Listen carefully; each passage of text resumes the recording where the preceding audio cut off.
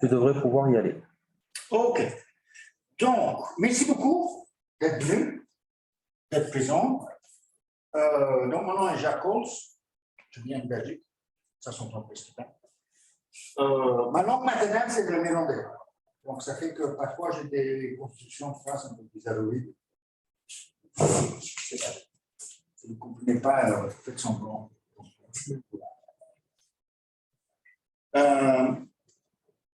Donc, la façon que j'ai structuré la présentation, c'est que j'aimerais bien vous partager un peu mon parcours. Et la forme que j'aimerais bien faire, c'est chaque fois raconter quelques anecdotes qui sont pertinentes. Et ensuite, on déduire un peu de leçons de vie. Qu'est-ce qu'on a appris? Et pour le structurer, déjà pour commencer... Oh, là, on va pas... Déjà pour structurer, commence par dire d'où est-ce que je viens, parce que c'est très important pour ce qui compte. On va partir sur la partie quand j'étais un scientifique, il y a très longtemps. Donc ça, c'est quand même l'excellence technique qui est très importante sur la base, parce que une chose qui est commune avec toutes les entreprises que j'ai créées, c'est que c'est des entreprises arrêtées. L'excellence technique est très importante. Je vais faire un petit détour sur l'anthropologie culturelle. Ça semble être pas pertinent du tout, mais c'est hyper pertinent. Et après, je vais parler un peu des aspects entrepreneuriaux, donc parler de deux entreprises que soit j'ai créées, soit elles sont en création. On va finir avec les 12 leçons. Donc, voilà, ça c'est moi quand je suis né. Okay. Je suis un beau bébé, j'étais un beau bébé, ça a beaucoup amélioré. Donc, je suis né en 1964, vous voyez le style vestimentaire de John F. Kennedy, très chic à l'époque, le costume noir et la cravate. Et j'ai grandi dans les années 70, et ça c'était une photo de quand j'étais en terminale de lycée. Donc là, vous voyez que le style vestimentaire a changé beaucoup sur 18 ans. Entre-temps, ça a beaucoup moins changé. Je suis d'origine de Belgique, de Anvers, et le milieu où j'ai grandi, je ne dirais pas qu'on était pauvre, mais on n'était pas riche non plus.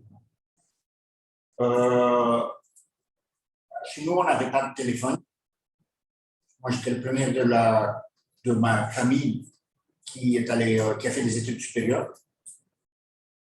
La photo au milieu, c'est chez ma grand-mère, elle habitait dans un HLM. Son voisin, il était en prison parce que sa fille était enceinte de lui. Mes deux grands-pères étaient alcoolos. On a un, on l'a laissé mourir parce qu'il terrorisait tout le monde. Donc, ce n'est pas une session de psychanalyse, mais ce que je veux dire, c'est que je ne suis pas le petit bonhomme de mes origines, ce n'est pas le petit bonhomme de Monopoly avec le chapeau et le film des cigares. Et quand j'étais au lycée, c'est très intéressant parce que la façon que c'était organisé en Belgique, c'est qu'on commençait avec 12 ans, avec...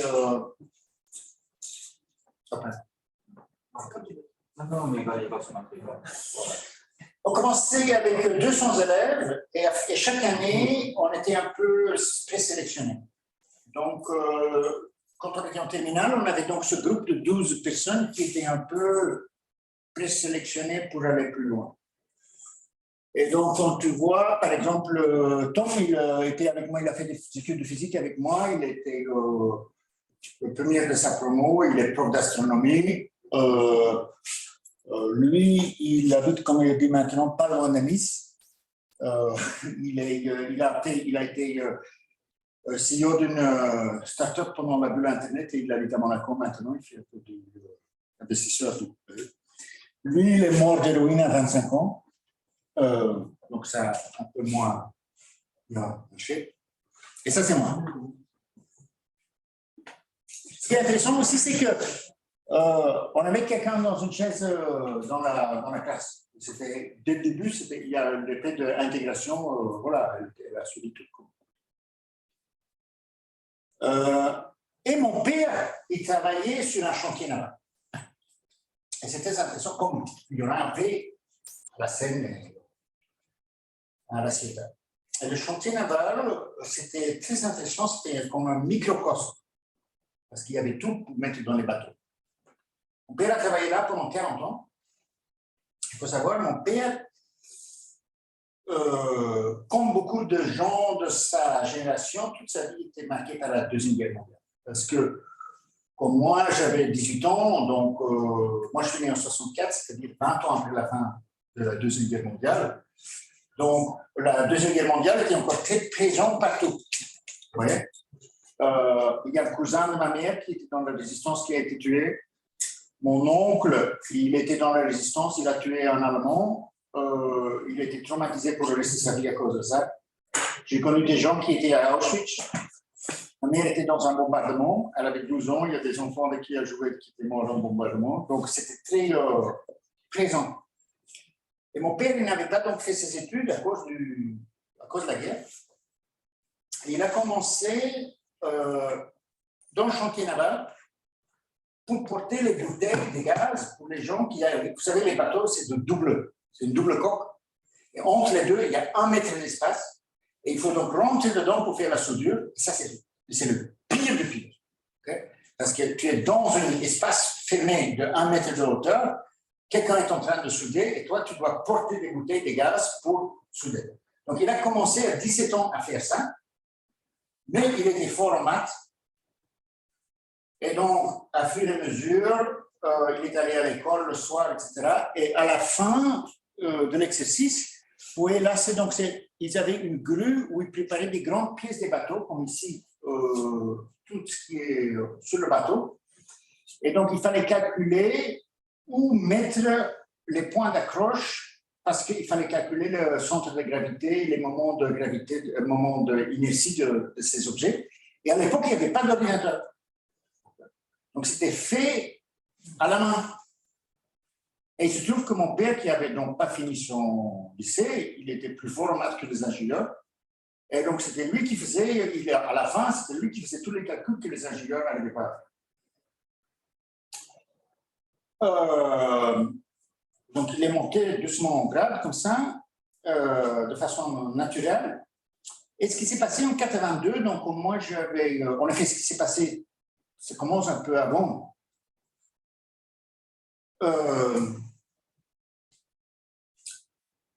Ils n'étaient pas très compétitifs. Okay?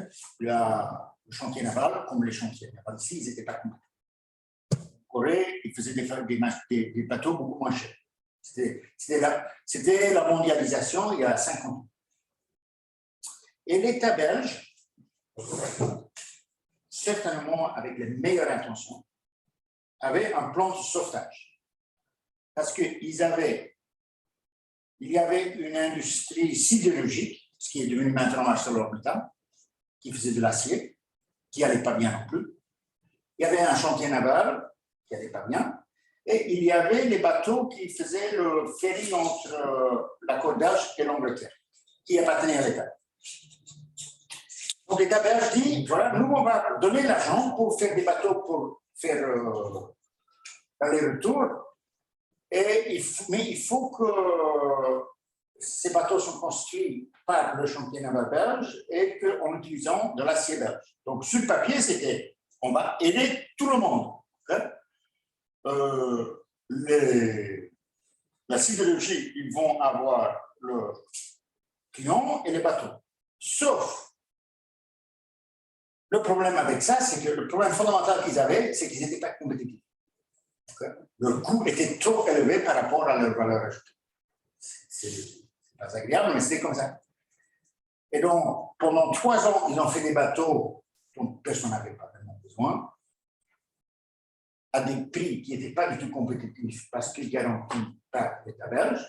Et donc, quand après 3 ans, le ferry entre la côte belge et l'Angleterre, ils n'en pouvaient plus, ils avaient plein de bateaux, Ils ont arrêté et à ce moment-là, les structures de coûts n'avaient pas été modifiées et donc ils n'avaient aucune chance d'être compétitifs. Parce que plutôt que de résoudre le problème dès le début, le programme de aide, avec les meilleures intentions du monde, avec comme résultat que d'aggraver le problème. Donc, le résultat, c'est que moi, c'était en février, quand moi, j'allais finir mon lycée en juin. Mes parents ont dit, bon, on a encore 3 enfants à la maison. Si ton père fait son travail, il sera au chômage. Tu ne pourras probablement pas faire des études, il faudra que tu cherches un travail. Et donc, et après, il y a quelque chose de très intéressant qui s'est passé, qui va avoir beaucoup d'effets sur ce que vous allez entendre. Il y avait un autre chantier naval qui n'allait pas très bien. Et sur les 2600 employés de ce chantier naval, il y a 5 personnes qui ont été embauchées, y compris mon père. Pour la seule raison que tout le monde dit, lui, il faut l'avoir. Parce que lui, il peut faire des calculs que personne d'autre peut faire. Donc, et après, je peux vous dire, après, j'étais bien motivé pour le viser. Parce qu'après, tu as une chance, prends-la. Donc, où je veux arriver avec ça? Ouais. OK. Numéro 1, OK. Parfois, la vie, c'est pas si simple que ça. Hein? OK. Mon ami Ivan, qui est mort d'héroïne, qui me disait, oh, c'est juste une chute. Non, non, que bon, il est quand même mort, OK. Et 25 ans, c'est pas très âgé. Et aussi, et comme disait sa sœur, c'était bien qu'il était mort, parce que ces 2 dernières années, c'était pas bien. Donc, il faut pas m'apprendre beaucoup de choses en termes de street credit. Numéro 2, c'est pas parce que quelqu'un a des bonnes intentions que les résultats sont nécessairement positifs. Okay? Des bonnes intentions sans être réalistes, c'est encore plus dangereux souvent que des mauvaises intentions. Parce que des gens qui sont convaincus de qu'ils ont raison et qu'ils ont des bonnes intentions et qui ne regardent pas la réalité de la situation, tu vas droit dans le mur et ils disent non, non, non, mais on a raison, c'est bien, c'est bien.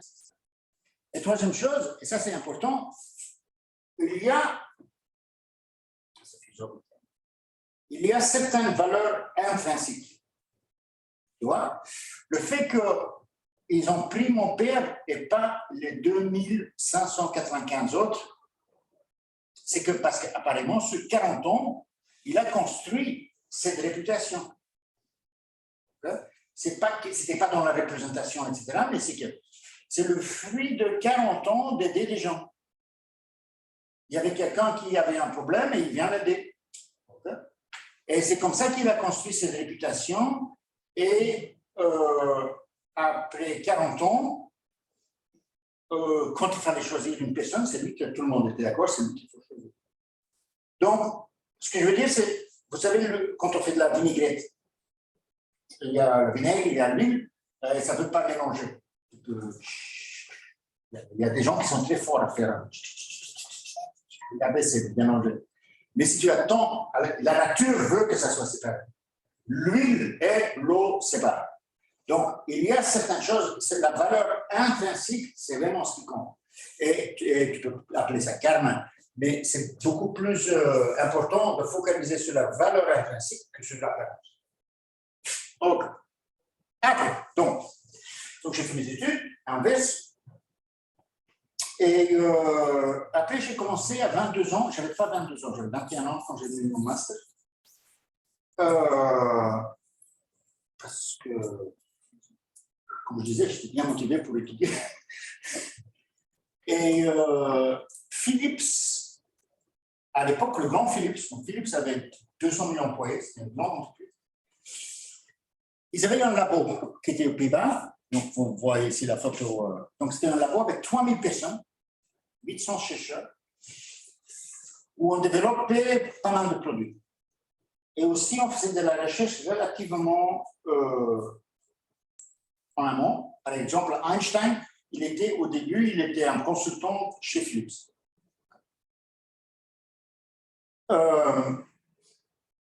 Et donc, là, j'ai commencé, à 22 ans, et j'avais commencé à travailler sur un sujet qui s'appelle l'ablation laser, ce qui est un sujet essentiellement, qu'est-ce qui se passe quand tu as un pulse de laser et tu tires sur une cible solide. Donc, si tu as assez d'énergie, tu vas créer un petit plasma qui va utiliser ça pour graver, ou soit tu peux collecter cette matière de l'autre côté. Et donc, Philips s'est intéressé comment on peut connaître cette nouvelle technologie qui est juste d'arriver, comment on peut utiliser cette techno, quelles sont les limitations, etc. Donc, je travaillais sur ça. Et il se trouve, donc j'avais 25 ans, j'ai corrigé quelqu'un il y avait un papier écrit par quelqu'un de très prestigieux, Nicholas Bloomberg, prof à Harvard, président de l'American Physical Society, prix Nobel en physique. Et il avait écrit un papier, et moi, avec un étudiant, on dit, ah, si ce qui est écrit dans ce papier, c'est vrai, il faut faire 7 maniples-là, je dis ça à mon étudiant, et ça doit donner ce résultat-là si ce qui est écrit dans le papier. Donc, il vient me voir le soir et dit, j'ai fait ce que tu m'as demandé, et ça ne donne pas ce résultat. Je dis, oh, on va faire ça demain ensemble. Donc, on fait ensemble le lendemain, et on fait, il a raison. Okay. Ça ne donne pas le résultat, ce qui était prédit dans le papier. Donc, on fait des manips un peu propres, on écrit un papier, le papier est envoyé, et puis tout le monde tombe dessus. Okay. Les gens disent, c'est pas possible, il y a des gens qui écrivent des lettres à mon chef, vos étudiants doivent se tromper, c'est pas possible que 2 gars de 23 et 25 ans corrigent un prix Nobel, blablabla.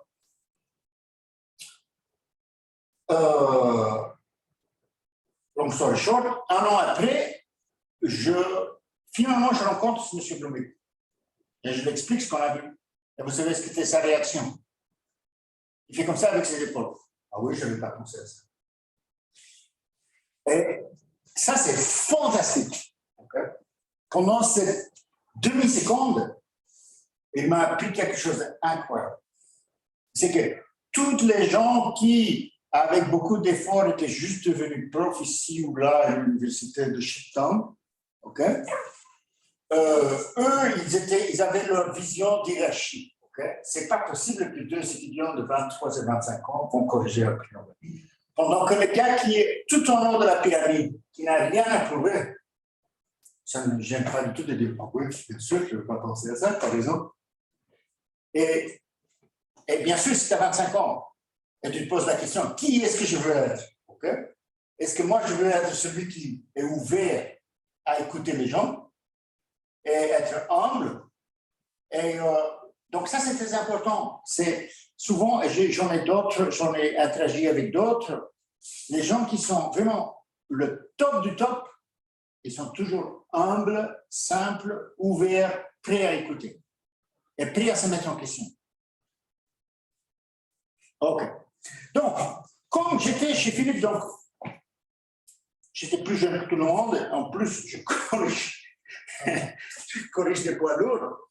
Donc, à un certain moment, je n'avais pas fait de thèse, j'ai fait la thèse. Mais pas comme thésard, en fait, mais je suis allé voir avec mes articles un prof, et il m'avait un peu sélectionné dans, vous connaissez le concept de généalogie scientifique. Donc, il faut savoir, il y a, c'est pas vraiment secret, mais c'est pas bien connu, c'est qu'il y a cette idée de, vous avez le prof, et puis l'étudiant, etc., etc., etc. Et comme ça, vous avez comme une arborescence de gens qui suivent. Peux-tu répondre à la question, là? Oui. Tu es où, Jacques? Pas sur cette photo-là. Pas encore. Donc, et il se trouve, et comme Philippe s'était très bien connecté avec Casimir et tout ça, avec tous ces gens-là, il m'avait un peu mis dans cette... je ne dis pas que c'est une société secrète, mais c'était comme un peu un de nous. On parle comme ça. Et il te donne un petit objet qui va dire que tu es un de nous. Et c'est quelque chose qui vient essentiellement de Boltzmann et Bohr.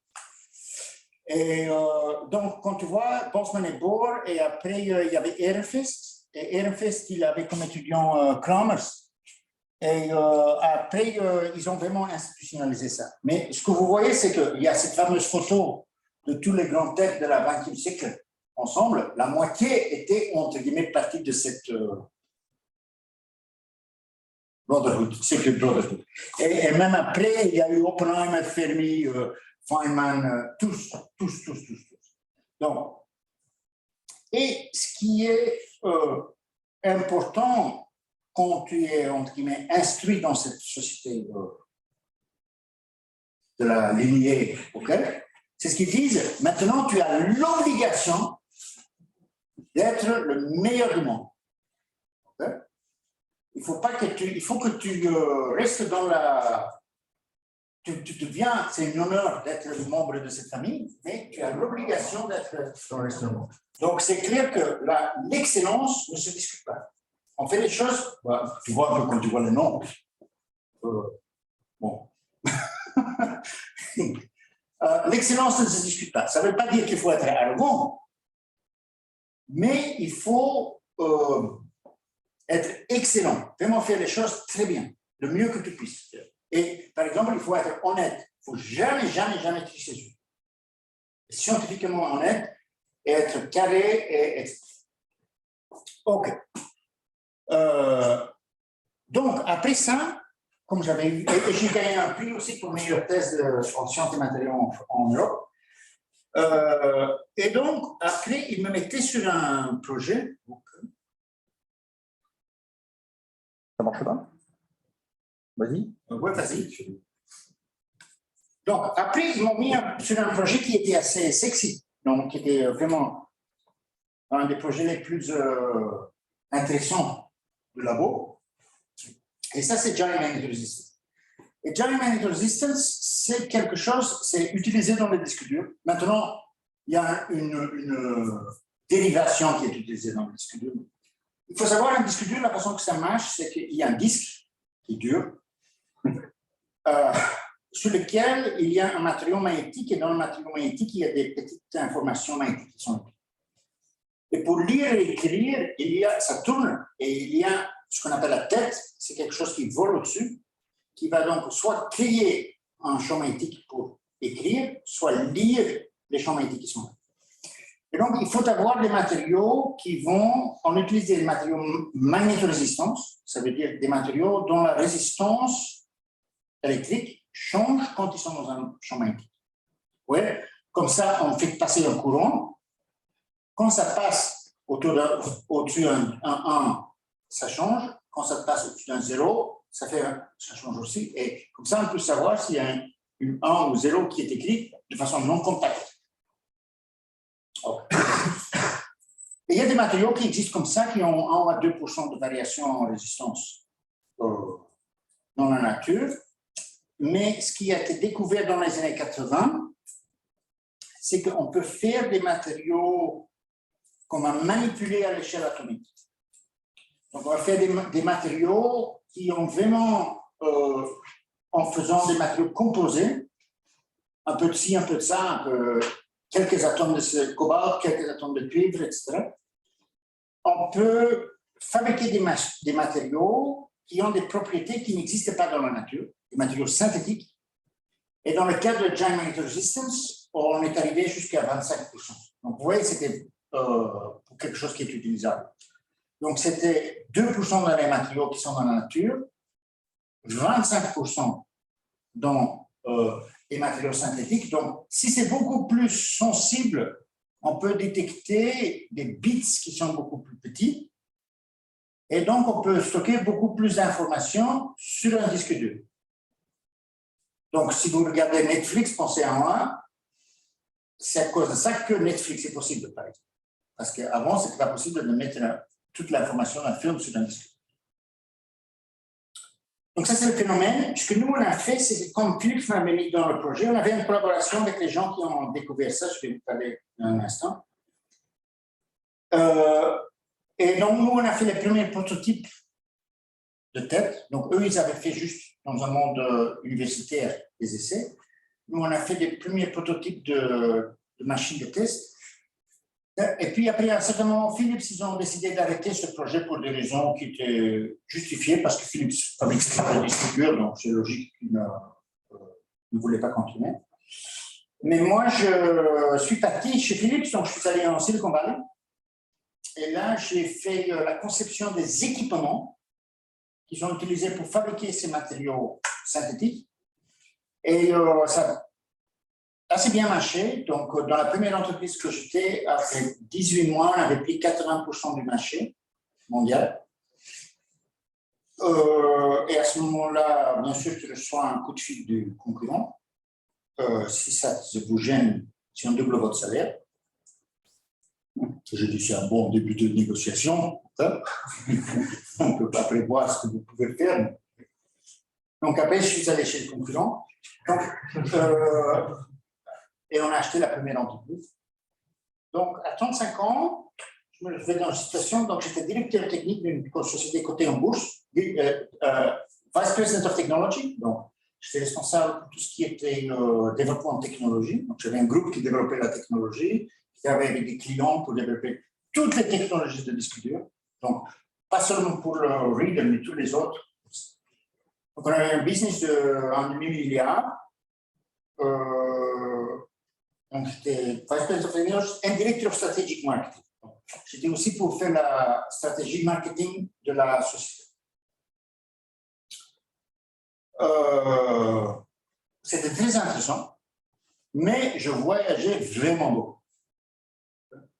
Quand je veux dire vraiment beaucoup, pour vous donner une idée, pendant l'année 1999, avec les compagnies aériennes où je gardais mes miles, parce que j'avais des vols gratuits entre Californie et Europe, j'avais plus que 200 000 miles, okay?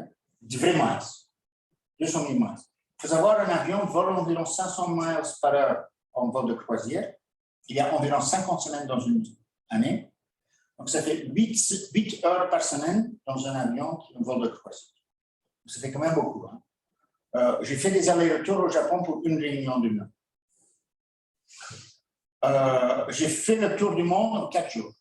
De genre, partir de Californie au Japon, une journée au Japon, puis passer le week-end chez mes parents en Belgique, puis une réunion en Irlande du Nord, puis un jour à New York, et puis à nouveau en Californie. Je connaissais toutes, à San Francisco, United Airlines, je connaissais toutes les cabin crews, toutes les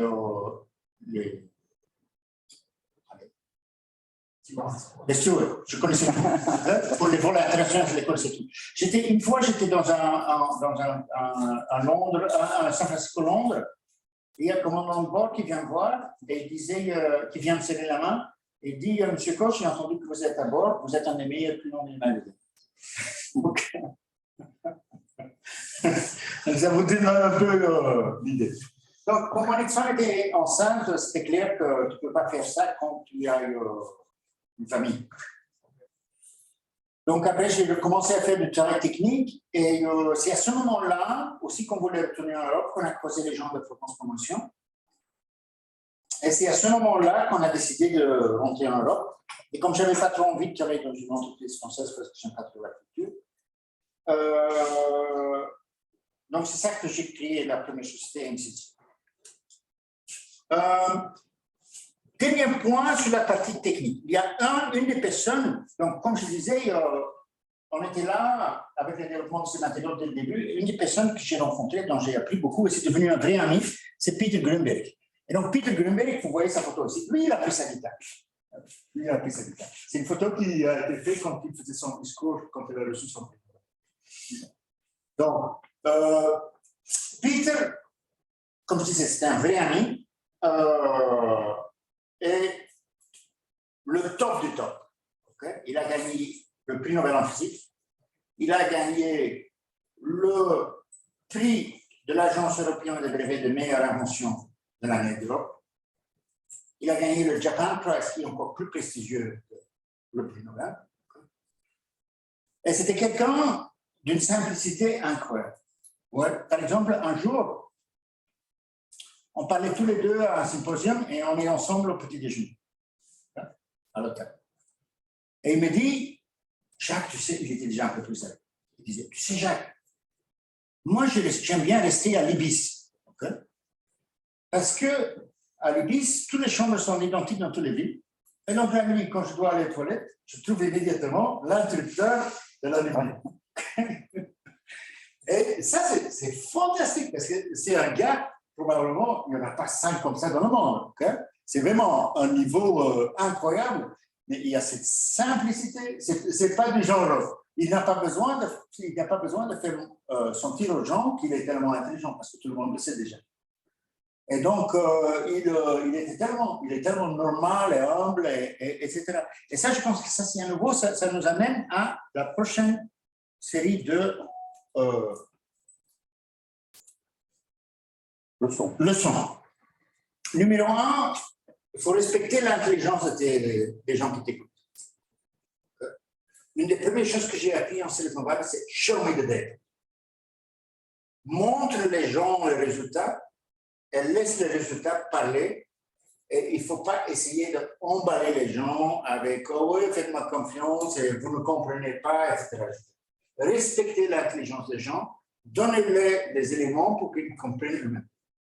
Si tu as raison, ça va finir bien. Si tu n'as pas raison, ça va finir bien. Numéro 5, noblesse oblige. Okay. Si par accident de la nature, il se trouve que tu as un certain talent, tu le dois à toi-même de faire les choses le mieux possible. Comme ils disent en Star Wars. With great powers come great responsibilities. Voilà, c'est ça. Il y a certains gens, voilà, c'est comme je disais, c'est un accident dans la nature, mais ils ont un certain talent et ils ont presque l'obligation de faire des choses pour leur vie.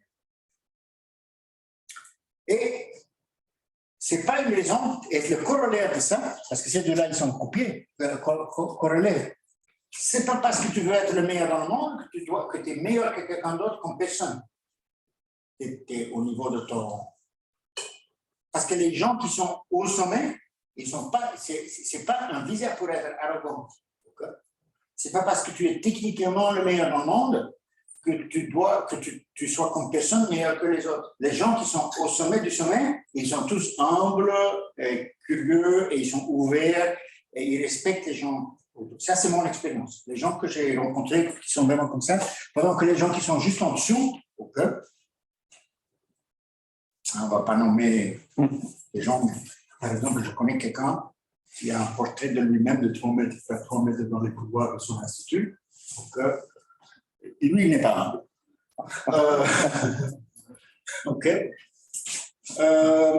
Et pour ça, c'est ça aussi, ça c'est une très bonne phrase. Okay? L'ignorance, si quelqu'un dit « je ne sais pas », c'est beaucoup mieux que de dire « ah oui, je sais » pendant que tu ne sais pas.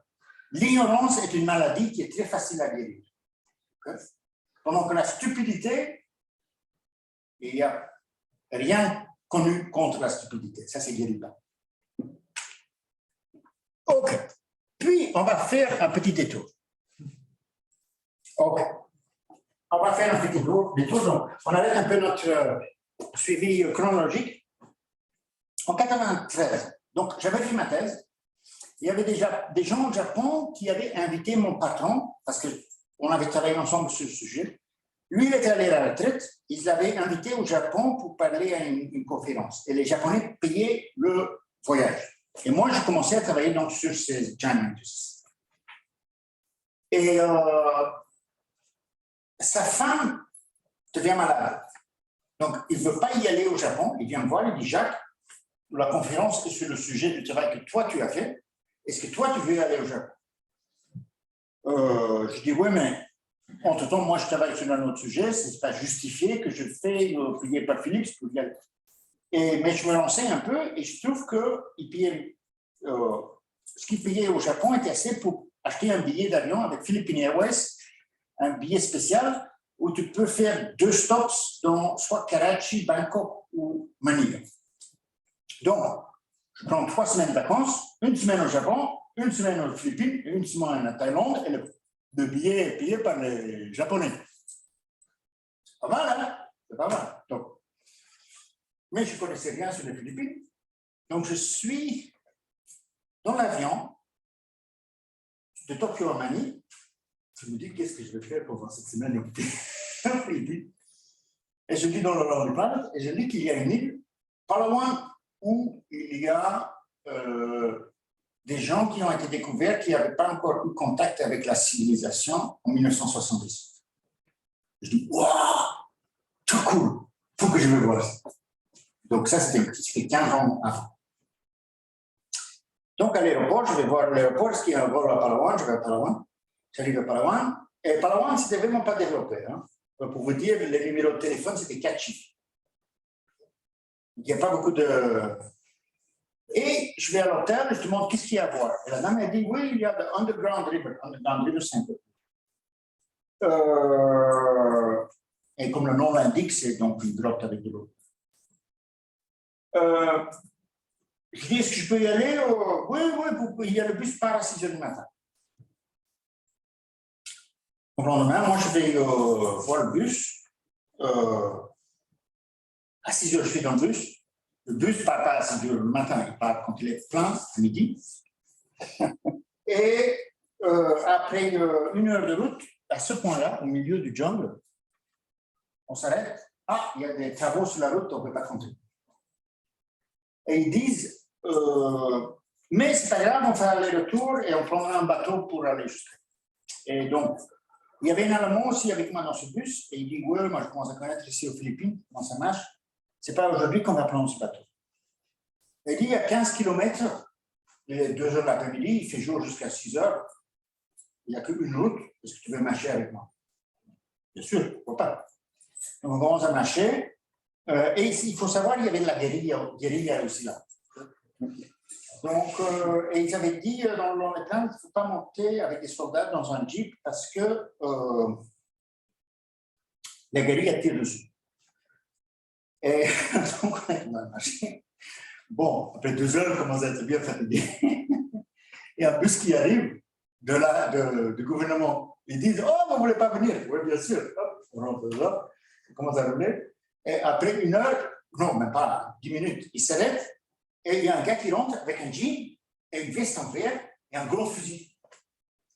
Et je me dis, est-ce qu'il est guérilla ou est-ce qu'il est armé? Ok, parce qu'ici il est armé, la guérilla va tirer dessus et je ne veux pas ça. Donc l'atmosphère était un peu tense, vous voyez, dans le bus. Jusqu'à un moment qu'on arrive à une pente hyper raide, et comme c'était la saison des pluies, il y avait beaucoup de boue. Et le camion commence à patiner. Donc, tout le monde doit sortir. Et donc, moi, je suis en train de pousser le camion comme ça. Et le gars, avec son fusil, il est en train de pousser à côté. Et tout d'un coup, la voiture, elle démarre. Tous les deux, on tombe comme ça, boum, et on était complètement couverte de boue. Et on commence à rigoler. Alors, tous les deux, on est dans un fou rire parce que tous les deux, on est partis comme ça dans la boue. Et c'est très intéressant parce que c'est ce que je veux dire. Parce que tu vois, tu as quelqu'un qui vient d'une autre culture complètement différente. Mais il y a des moments que tu peux connecter avec cette personne de façon... parce que c'est des réflexes humains comme ça, tu vois. Tout d'un coup, on ne parlait pas du tout la même langue, j'avais peur que, tu vois, ils vont tirer dessus, etc. Mais il y avait ce moment où, boum, tout d'un coup, tu connectes quand même avec cette personne. Donc, bon, c'était bien à Palawan. Et donc, après, j'étais intéressé par les tribus, ce qu'on dit, les tribus primitives. Donc, j'ai fait pas mal d'anthropologie. Je n'ai jamais rien publié sur le sujet. Mais j'ai étudié quand même un peu l'affaire. Et une des peuples que j'ai visités, c'est à Tanna.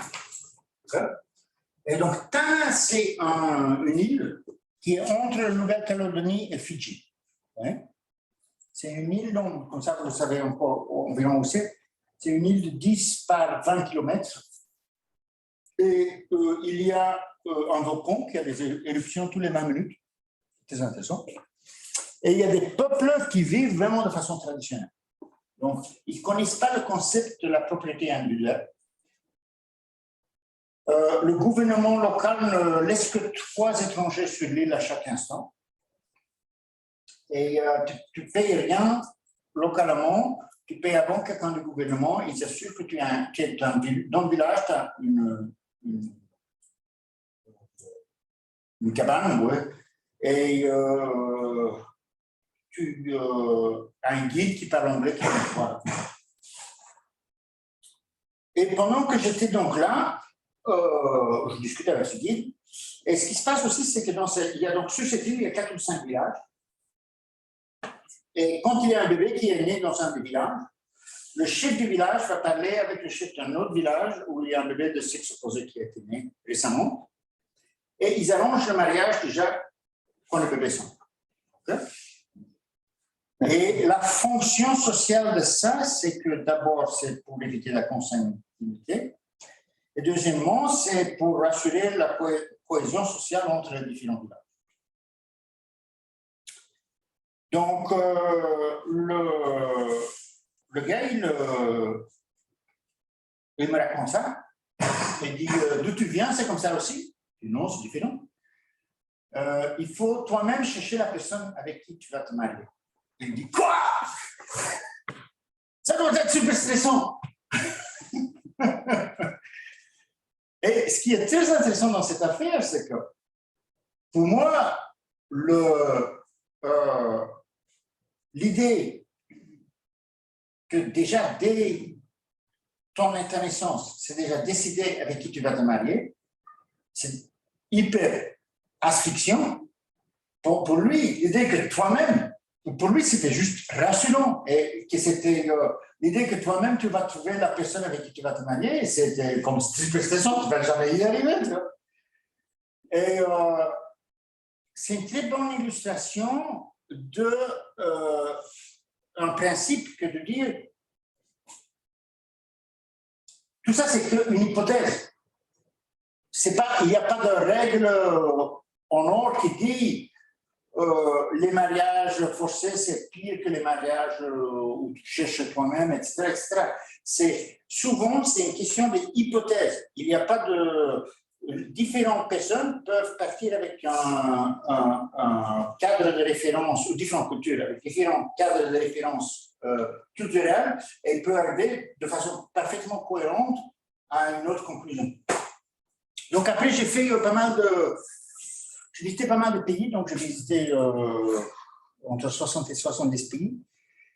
J'ai passé beaucoup de temps en Afrique du Sud, en Namibie et en Angola, mais ce n'était pas officiel parce que c'était la guerre civile, donc il n'y avait pas de contrôle des frontières.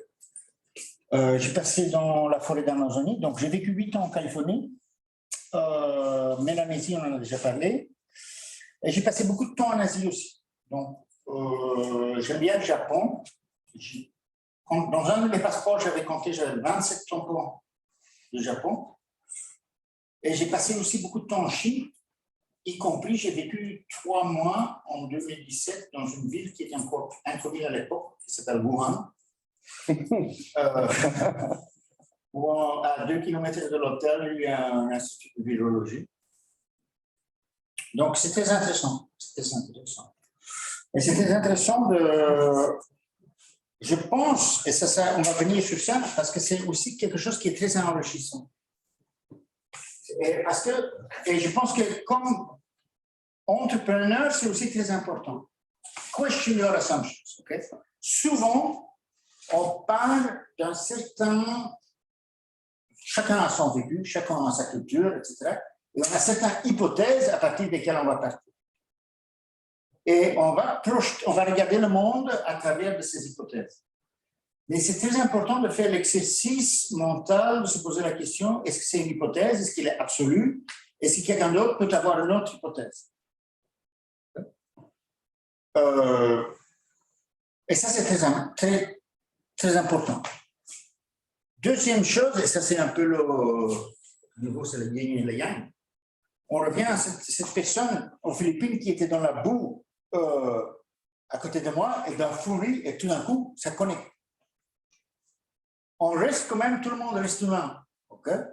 Comme disait Jacques Brel, tout le monde a mal aux dents de la même façon. Hein? C'est, même si quelqu'un ne nous ressemblent pas du tout, il y a quand même des choses en commun. Tu vas quand même être capable de retrouver des pièces de toi-même dans l'autre personne en face. Et numéro 9, c'est il ne faut pas avoir peur de faire des trucs un peu étranges qui ne semblent pas être exactement dans ton trajectoire. Tu vois, si j'avais pas la façon que je suis roulé un peu dans cette histoire d'anthropologie, c'est un peu carambolesque, ouais, c'est du genre, il y a la femme de mon ex-patron qui est malade, et puis il y a le billet de Philippine Airways, et puis il y a cette histoire avec la route qui est bloquée, etc., etc. Et puis je suis super enthousiaste sur ça. Mais c'est aussi une question d'avoir l'état d'esprit de dire, je suis ouvert à faire un peu, à sentir les fleurs qui poussent à côté de mon chemin. J'ai mon chemin, voilà. Je suis sur la route de devenir maître du monde, champion de la nanotechnologie. Ça, c'est ma mission dans la vie. Mais il y a quelque chose d'intéressant qui se passe à côté, et donc, je l'apprécie quand même. Et j'ai appris là, j'ai pris des choses qui sont devenues très importantes, parce que je travaille beaucoup interculturel avec différents pays, etc. Et si je n'avais pas fait tous ces exercices en anthropologie, ça n'aurait jamais marché. OK. Comment est-ce qu'on en termes de temps, comment est-ce que ça se... C'était 1h30, je pense. Donc. En tout, avec les questions, mais fini, hein. Là, tu as fait 3 quarts d'heure. OK, super. Donc, on finit. On finit avec la partie pour laquelle vous êtes. Donc, 2 entreprises. Une, c'est Encapsulix, l'autre, c'est Quantica.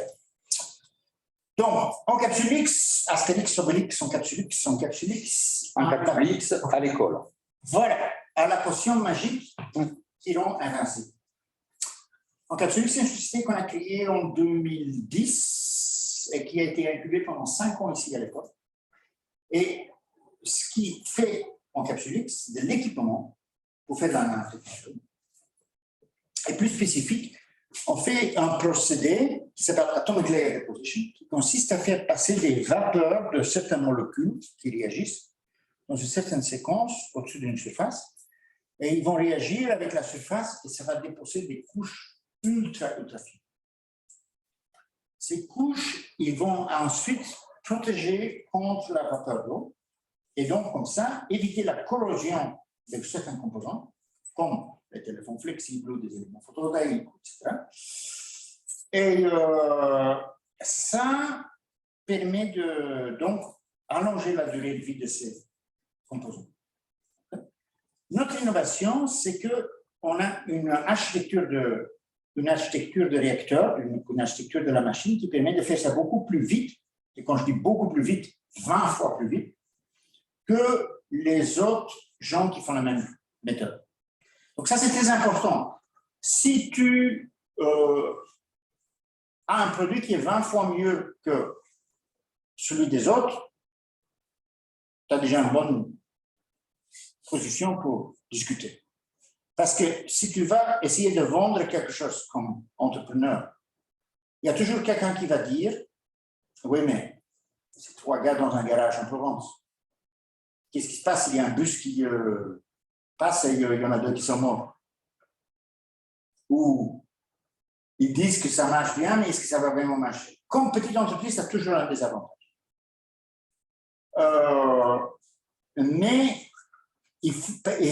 parce qu'il y a toujours un moment que l'ingénieur auquel tu es en train de vendre va voir son manager et le manager va dire « Oui, ils ont peut-être la meilleure technologie, mais on travaille déjà depuis longtemps avec cette entreprise-là. Est-ce qu'eux, ils ne peuvent pas nous fournir ça? Parce qu'on les connaît. » Et à ce moment-là, l'ingénieur doit dire « Non, on a besoin de la technologie de la petite entreprise parce qu'ils ont quelque chose qui est unique, qui est tellement mieux que les autres ne l'ont pas. » Et comme ça, tu peux mettre à côté tous ces arguments du type « Oui, mais on les connaît, et ils ont déjà quelqu'un qui fait du service après-vente, ils ont des prix de rechange, etc. » Donc ça, c'est typiquement la façon qu'une machine est là. Celle-là, elle est faite en 2014 pendant qu'elle était encore ici C'est ici, ouais. Ça, c'est dans la salle blanche, la photo. Bon, ça, c'est la deuxième version. Ça, c'était à Toulon. Donc, on avait dans la salle blanche première machine. Donc, on était hébergé ici, au premier étage. On avait dans la salle blanche une machine et on a développé parce que aussi, vous voyez quelque chose comme ça, on fait pas ça. C'est très sympa d'accueillir des clients avec un verre de rosé sur la terrasse. Mais quelqu'un qui veut acheter une machine comme ça, c'est pas très convaincant. Par contre, si vous faites un tour dans la salle blanche, ici, immédiatement, ça devient beaucoup plus réel. Ça donne l'impression, oui, ces gens-là, ils savent vraiment faire quelque chose. Donc, je peux dire que sans avoir été hébergé ici, un Capsulix n'aurait jamais marché. C'est clair, c'est ça. Donc, le business en Capsulix, c'est ce genre de machine. Pour vous donner une idée, donc on a démarré la société en 2010. On a vendu, cette machine-là, c'est la première qu'on a vendue commercialement. C'est une machine de 300 000 euros. On a vendu en 2013 et le chiffre d'affaires a continué à monter à environ 40% par an jusqu'en 2019. Donc la société, quand je regarde avant le Covid, parce qu'on va en parler dans un instant. Avant Covid, donc on a environ 60% de marge sur ces machines. Donc, comme le contenu en technologie est très élevé, ça nous coûte 40% de prix de vente pour la fabrique. Et comme ça, on peut se permettre d'être très inefficace. Donc, la société, quand je regarde 2019, ou quand je regarde les années 2017, 18, 19, on a fait au total 2 700 000 de chiffre d'affaires, dont 700 000 euros de bénéfices. Donc, tu n'as pas honte de parler à la banque avec des chiffres comme ça. Okay. On était bon, sur un bon trajectoire, 80% du chiffre d'affaires à l'international. En Chine, j'avais déjà parlé, en Suisse. Et donc, après, le Covid est arrivé. Et le Covid a eu plusieurs effets sur leur business. Numéro 1, les entreprises avaient tous peur de faire des investissements dans les nouveaux équipements. Donc, il y a des projets qui ont été annulés. Numéro 2, il y a la prospection à l'international. Ce n'est pas possible si les frontières sont fermées. C'est très simple. Et numéro 3, les projets en cours, pendant qu'il y avait le confinement, ce n'était pas possible. Donc, ce qu'on a fait, on n'avait pas un problème immédiat, parce qu'on avait une bonne trésorerie, on avait de l'argent de nos partenaires. Mais ce qu'on a fait, c'est on a travaillé sur une autre problématique. Et comme vous avez peut-être entendu, donc il y a cette maladie, hein, SARS-CoV-2. Et c'est une des maladies, il y en a plusieurs, qui se transmettent par des surfaces. Une personne qui est infectée peut toucher une surface. Ça peut être une poignée de porte ou un digicode ou un écran tactile ou quelque chose comme ça. Et après, l'agent microbiologique, il est sur la surface et ça peut infecter d'autres personnes. Et nous, ce qu'on a inventé, la bonne idée qui a eu la gentillesse de venir nous visiter, les idées, je dis comme ça. Ça, c'est très intéressant. Les idées existent déjà avant qu'ils viennent. Moi, la seule chose que je fais, je dis aux idées, asseyez-vous, un café, on discute. Racontez-moi ce que vous avez. Et il y a certaines de ces idées, c'est comme des one-night stands. Le matin, elles sont beaucoup moins attractives que le soir. Mais il y en a certains, on se dit, celle-là, je pense que je vais la garder. Donc, cette idée-là, ça en est un comme ça. Donc, essentiellement, c'est une feuille en plastique transparente, comme un protecteur d'écran, sur lequel on a fait avec notre machine magique un empilement de couches. Et cet empilement de couches va neutraliser des éléments microbiologiques comme le Covid. mais aussi d'autres.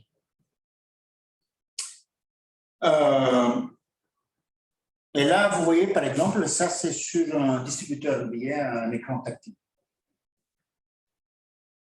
L'avantage de prendre un autocollant plutôt que d'autres produits, c'est que, bien sûr, on pourrait dire, on va faire cette couche, on va la mettre sur des poignées de porte, sur des écrans tactiles, sur des, je ne sais pas quoi, mais dans ce cas-là, il faut une usine de poignées de porte, une usine de, etc. Pendant les autocollants, des boutons d'ascenseur, pendant les autocollants, c'est la même usine. À 15 heures, tu fais des autocollants pour boutons d'ascenseur, et à 16 heures pour l'écran tactile. Donc, ça c'était l'idée. Ça c'était en avril 2020. Donc, il y a maintenant Pas longtemps. 18 mois. L'idée, sans vous ennuyer, c'est que ça va essentiellement, c'est ce qu'on appelle l'effet photocatalytique. Donc, ça veut dire que ça va prendre la vapeur d'eau qui est dans l'atmosphère et transformer en microdose de peroxyde d'hydrogène. Ce peroxyde d'hydrogène va désinfecter ce qui est sur la surface. Donc, ça marche contre des virus, contre des mycoses, contre des bactéries, contre la guerre NBC, nucléobiologique, contre la guerre biologique, des armes biologiques et chimiques. Et donc, est-ce que ça marche? Donc, on a fait des échantillons. Guillaume a fait des échantillons. On a développé un peu et on a envoyé ça à un labo indépendant qui a fait des tests selon le norme ISO, donc il n'y a pas de triche. Ils prennent une goutte avec des bactéries, ils le mettent soit sur du plastique non traité, soit sur du plastique traité. Après 24 heures, ils vont voir combien de bactéries ont survécu. Okay?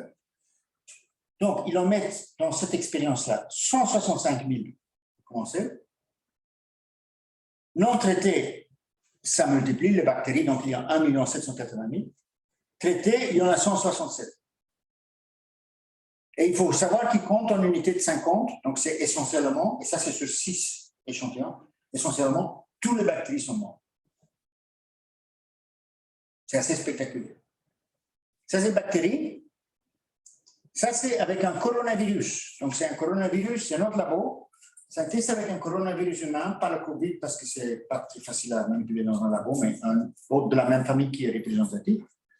Donc, ils mettent pendant 1 heure, c'est un coronavirus qui d'habitude reste pendant 2-3 jours facilement sur la surface. Ils mettent sur l'autocollant et après 1 heure, 99,82% des virus est neutralisé, n'arrivent plus à infecter les cellules. Donc, le truc marche vraiment.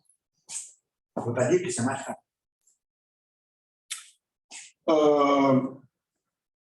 Donc, ça veut dire, maintenant on est en train de commercialiser ça parce que c'est trop bon pour ne pas le commercialiser. Donc, on a l'autorisation, parce que c'est un produit un peu, il faut avoir une autorisation. Donc, on a l'autorisation et on va démarrer bientôt, on va faire les autocollants pour le premier projet avec on va faire une annonce de presse pour ça. Donc, sur la partie, pour finir les 12 leçons, sur la partie entrepreneuriat, et c'est un peu la condensation de tout ce trajectoire. Ce que tu fais, nous sommes tous des aspirines. Quelqu'un a mal, quelque part. Et nous, on va soulager leur douleur. Okay? Il faut partir de ça.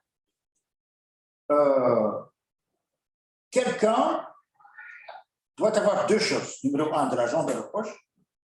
Et numéro 2, un problème. Et nous, on leur aide à résoudre un problème. Dans mon monde, c'est ça ce que nous vendons.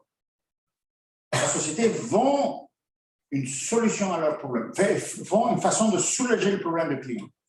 Pas un produit particulier, un produit cela.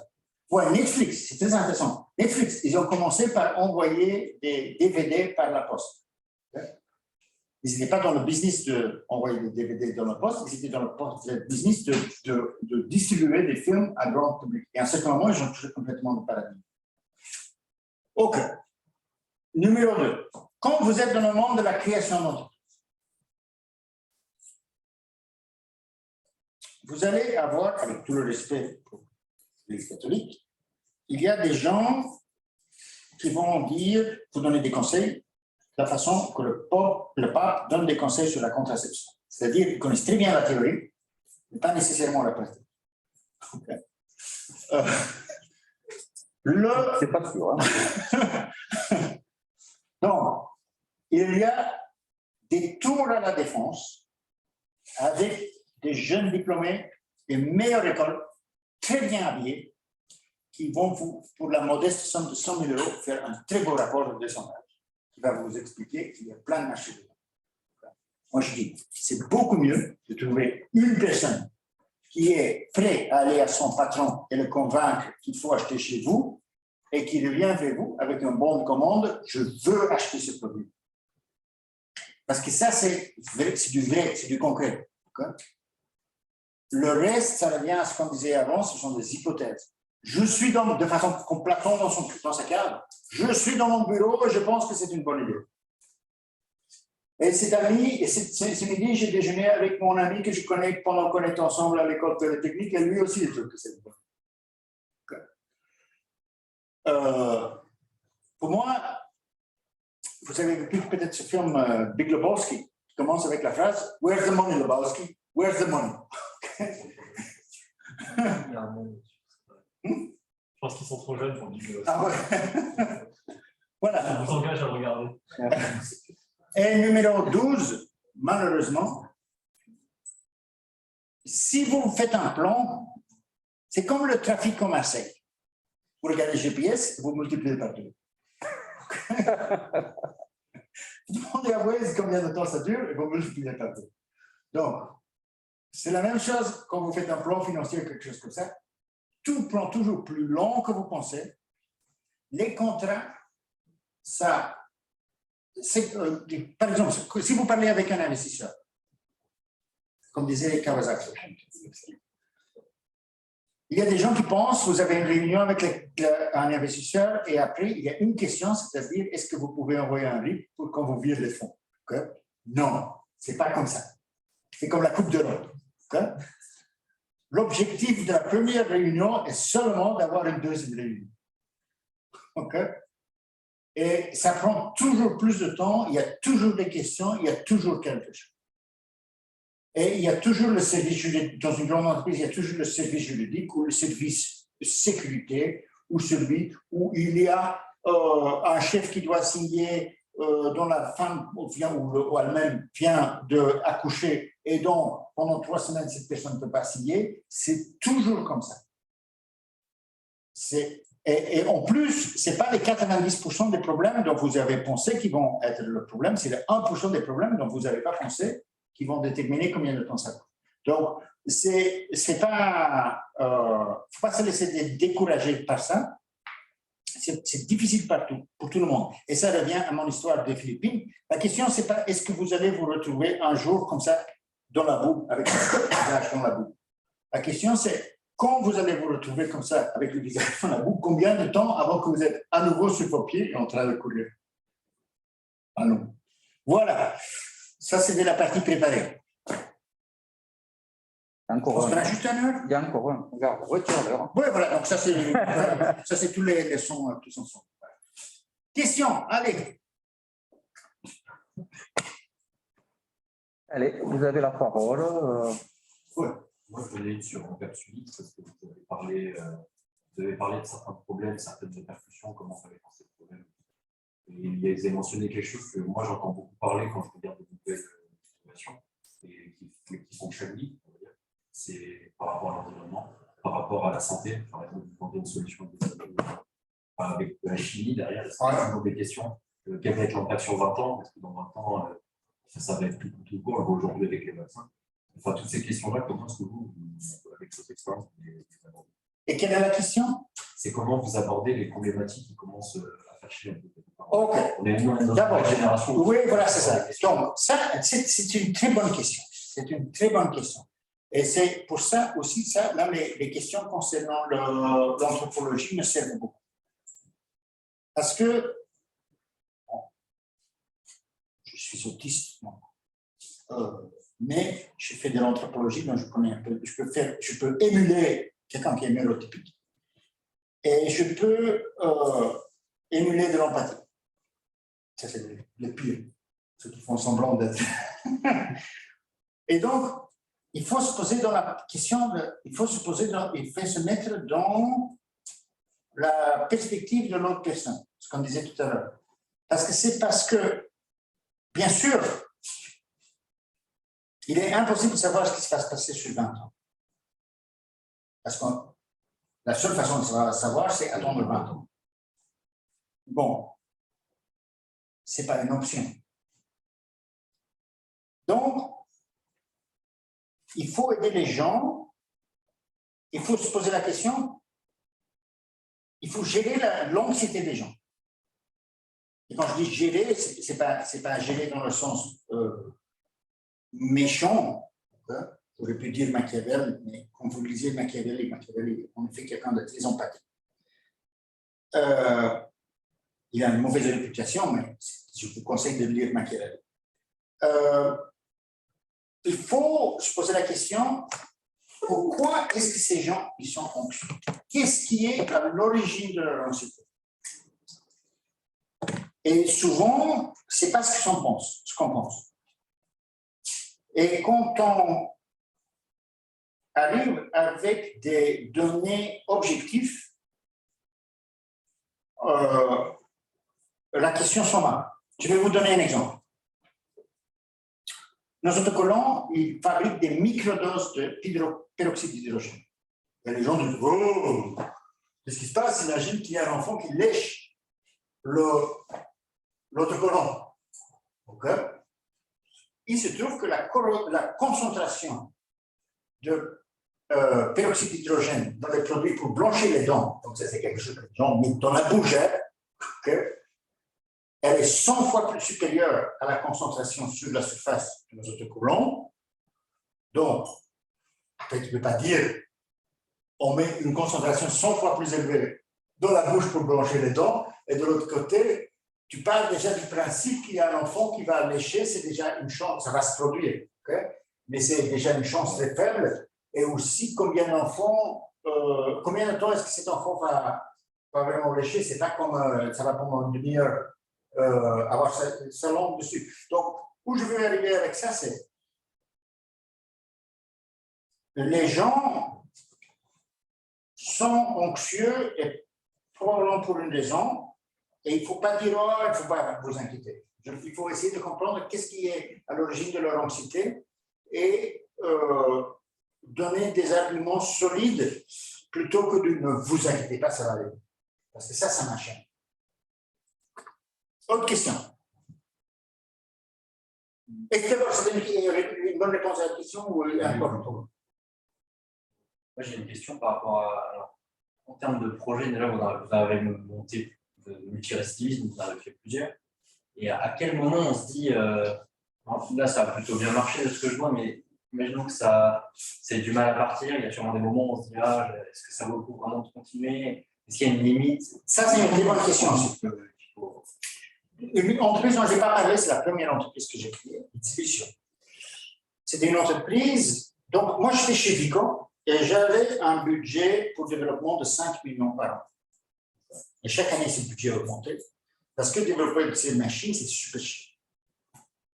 Et chaque année, c'était une match de catch gréco-romain avec les gens financiers de la société pour assurer mon budget. Et je me dis, il faut avoir une façon plus intelligente d'arriver à ça, donc de faire utiliser plus de simulation et moins de prototypage. Mais la physique est un peu particulière, donc les outils comme éléments finis, etc., ne sont pas adaptés. Donc, l'initialisation, c'était de dire, il y a certaines équations, comme l'équation Boltzmann, qu'il faut résoudre avec d'autres méthodes, et ça peut que faire gagner. Donc, sur papier, c'était une bonne idée. Donc, on commence à ce système. Et à un certain moment, avec une personne hyper, parmi les 5 plus intelligents que j'ai rencontrés.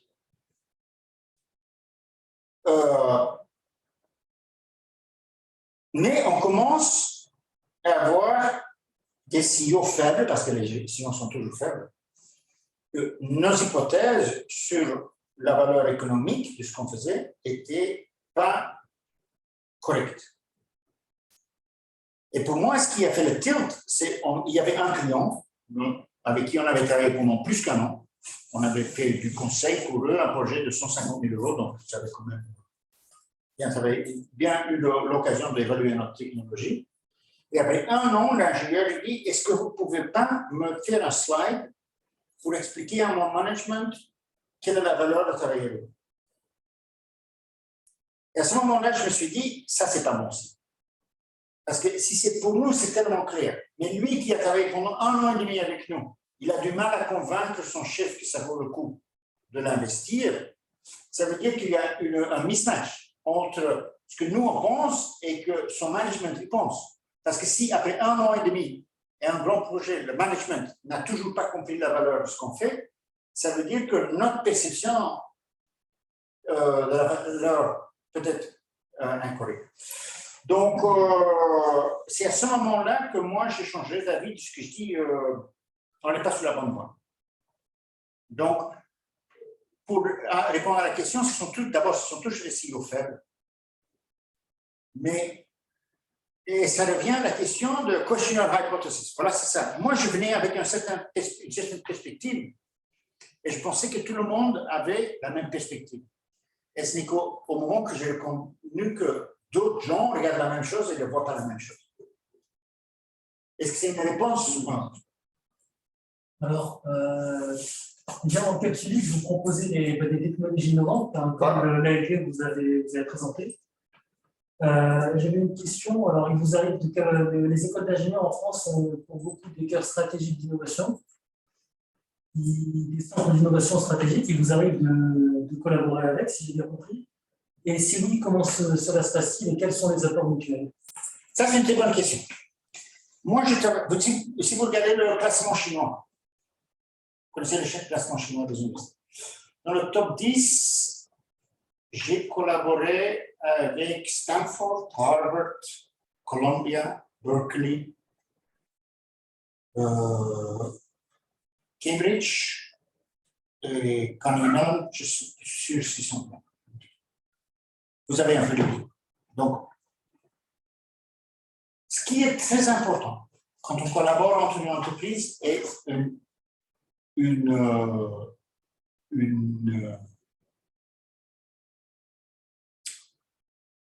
académique, un acteur académique. Ce qui est très important, c'est que chacun joue son rôle. Il ne faut pas que l'acteur académique se met sur la chaise de l'acteur industriel. Il ne faut pas que l'acteur industriel se mette sur la chaise de l'acteur académique. Donc, on peut recevoir quelque chose de l'autre qui est complémentaire à son propre savoir-faire. Pour l'acteur académique, c'est une bonne façon d'avoir de l'information sur la réalité de ce qui se fait, qui souvent n'est pas publié dans le journal. Et pour l'acteur industriel, c'est une occasion d'avoir accès à des informations qui sont dans le quadrant important mais pas urgent. Ouais. Des choses qui sont sur une échelle de temps un peu plus longue, des développements où il y a des développements un peu plus en amont. Est-ce que ça c'est une réponse à la question ou oui? Okay. Moi aussi, j'aimerais bien demander, alors il y avait toutes les leçons de vie, elles sont super, hein, j'en ai pas encore vu. Mais par exemple, imaginons, on est un jeune start-upper, donc c'est pas lancé mon souhait. Est-ce que vous avez un conseil comme ça que vous souhaiteriez? Oui, lisez Machiavelli. Lisez Le Prince par Machiavelli. Des erreurs que vous avez faites. Bien sûr, j'en ai fait. On fait des erreurs. Et c'est aussi, je vais vous raconter une histoire. Il y a deux personnes je vais parler de deux parcours. C'est pas pour je sais pas les individus, mais c'est le contexte culturel. Je connais quelqu'un hyper intelligent en France, saute 2 classes au lycée, va à l'école polytechnique, même. Et bon, il avait sauté 2 classes, donc il est avec des gens qui sont 2 ans plus de lui. Il n'est que 45e de sa promo. Bon, donc pont à chaussée, c'est déjà pris, corps des mines, c'est déjà pris, donc il arrive dans le corps de télé. Donc, il est maintenant à la Défense, chez Orange, il y a 45.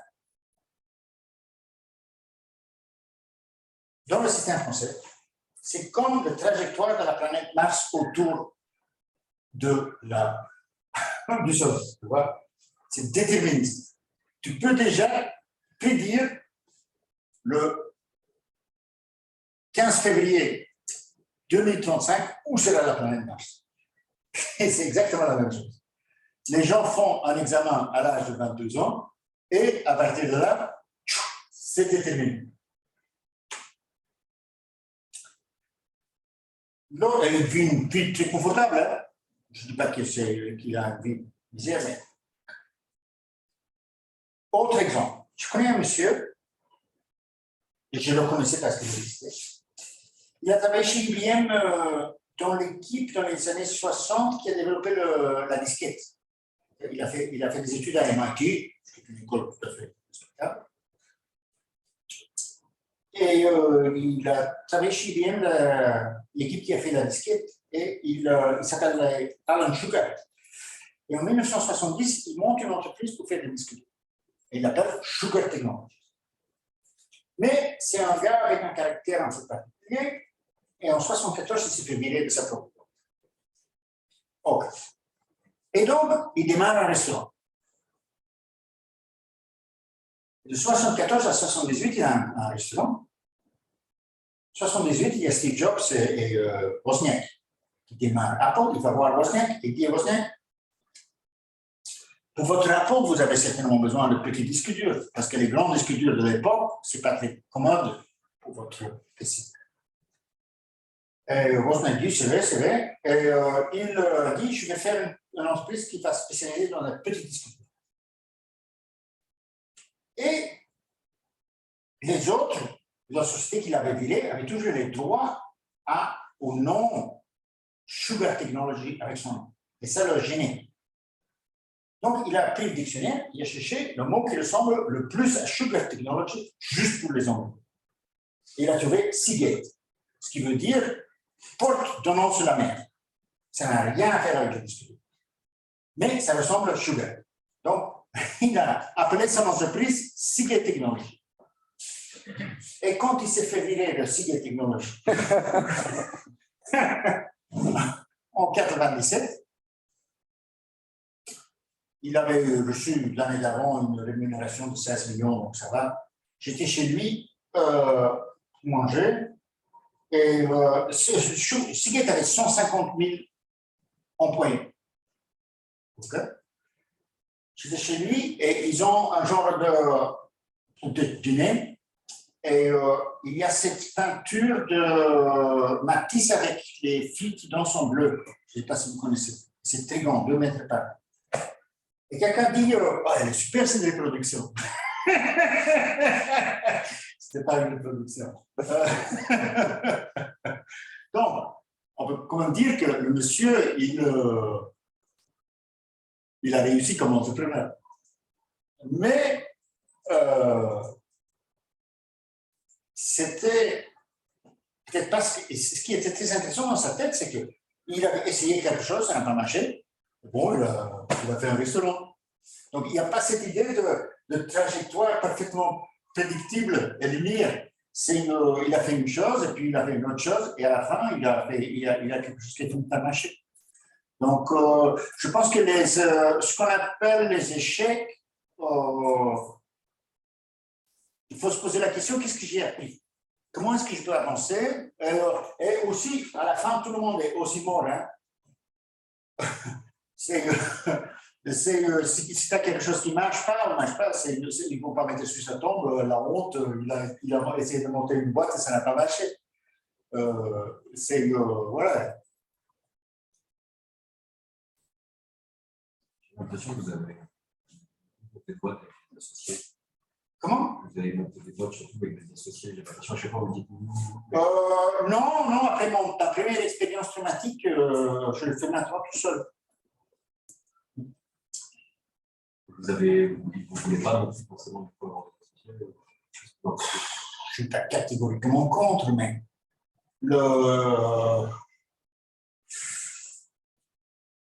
et maintenant, je pense avoir l'habitude de le faire tout seul. C'est quelque chose qui... Je vais répondre en partie, là, pendant que tu réfléchis. Il y a associés et collaborateurs. Il n'y a pas forcément des associés, mais il faut des collaborateurs. Voilà, bien sûr. Jamais seul. Bien sûr. Voilà. Mais l'attitude d'associé, c'était vraiment. C'était plutôt.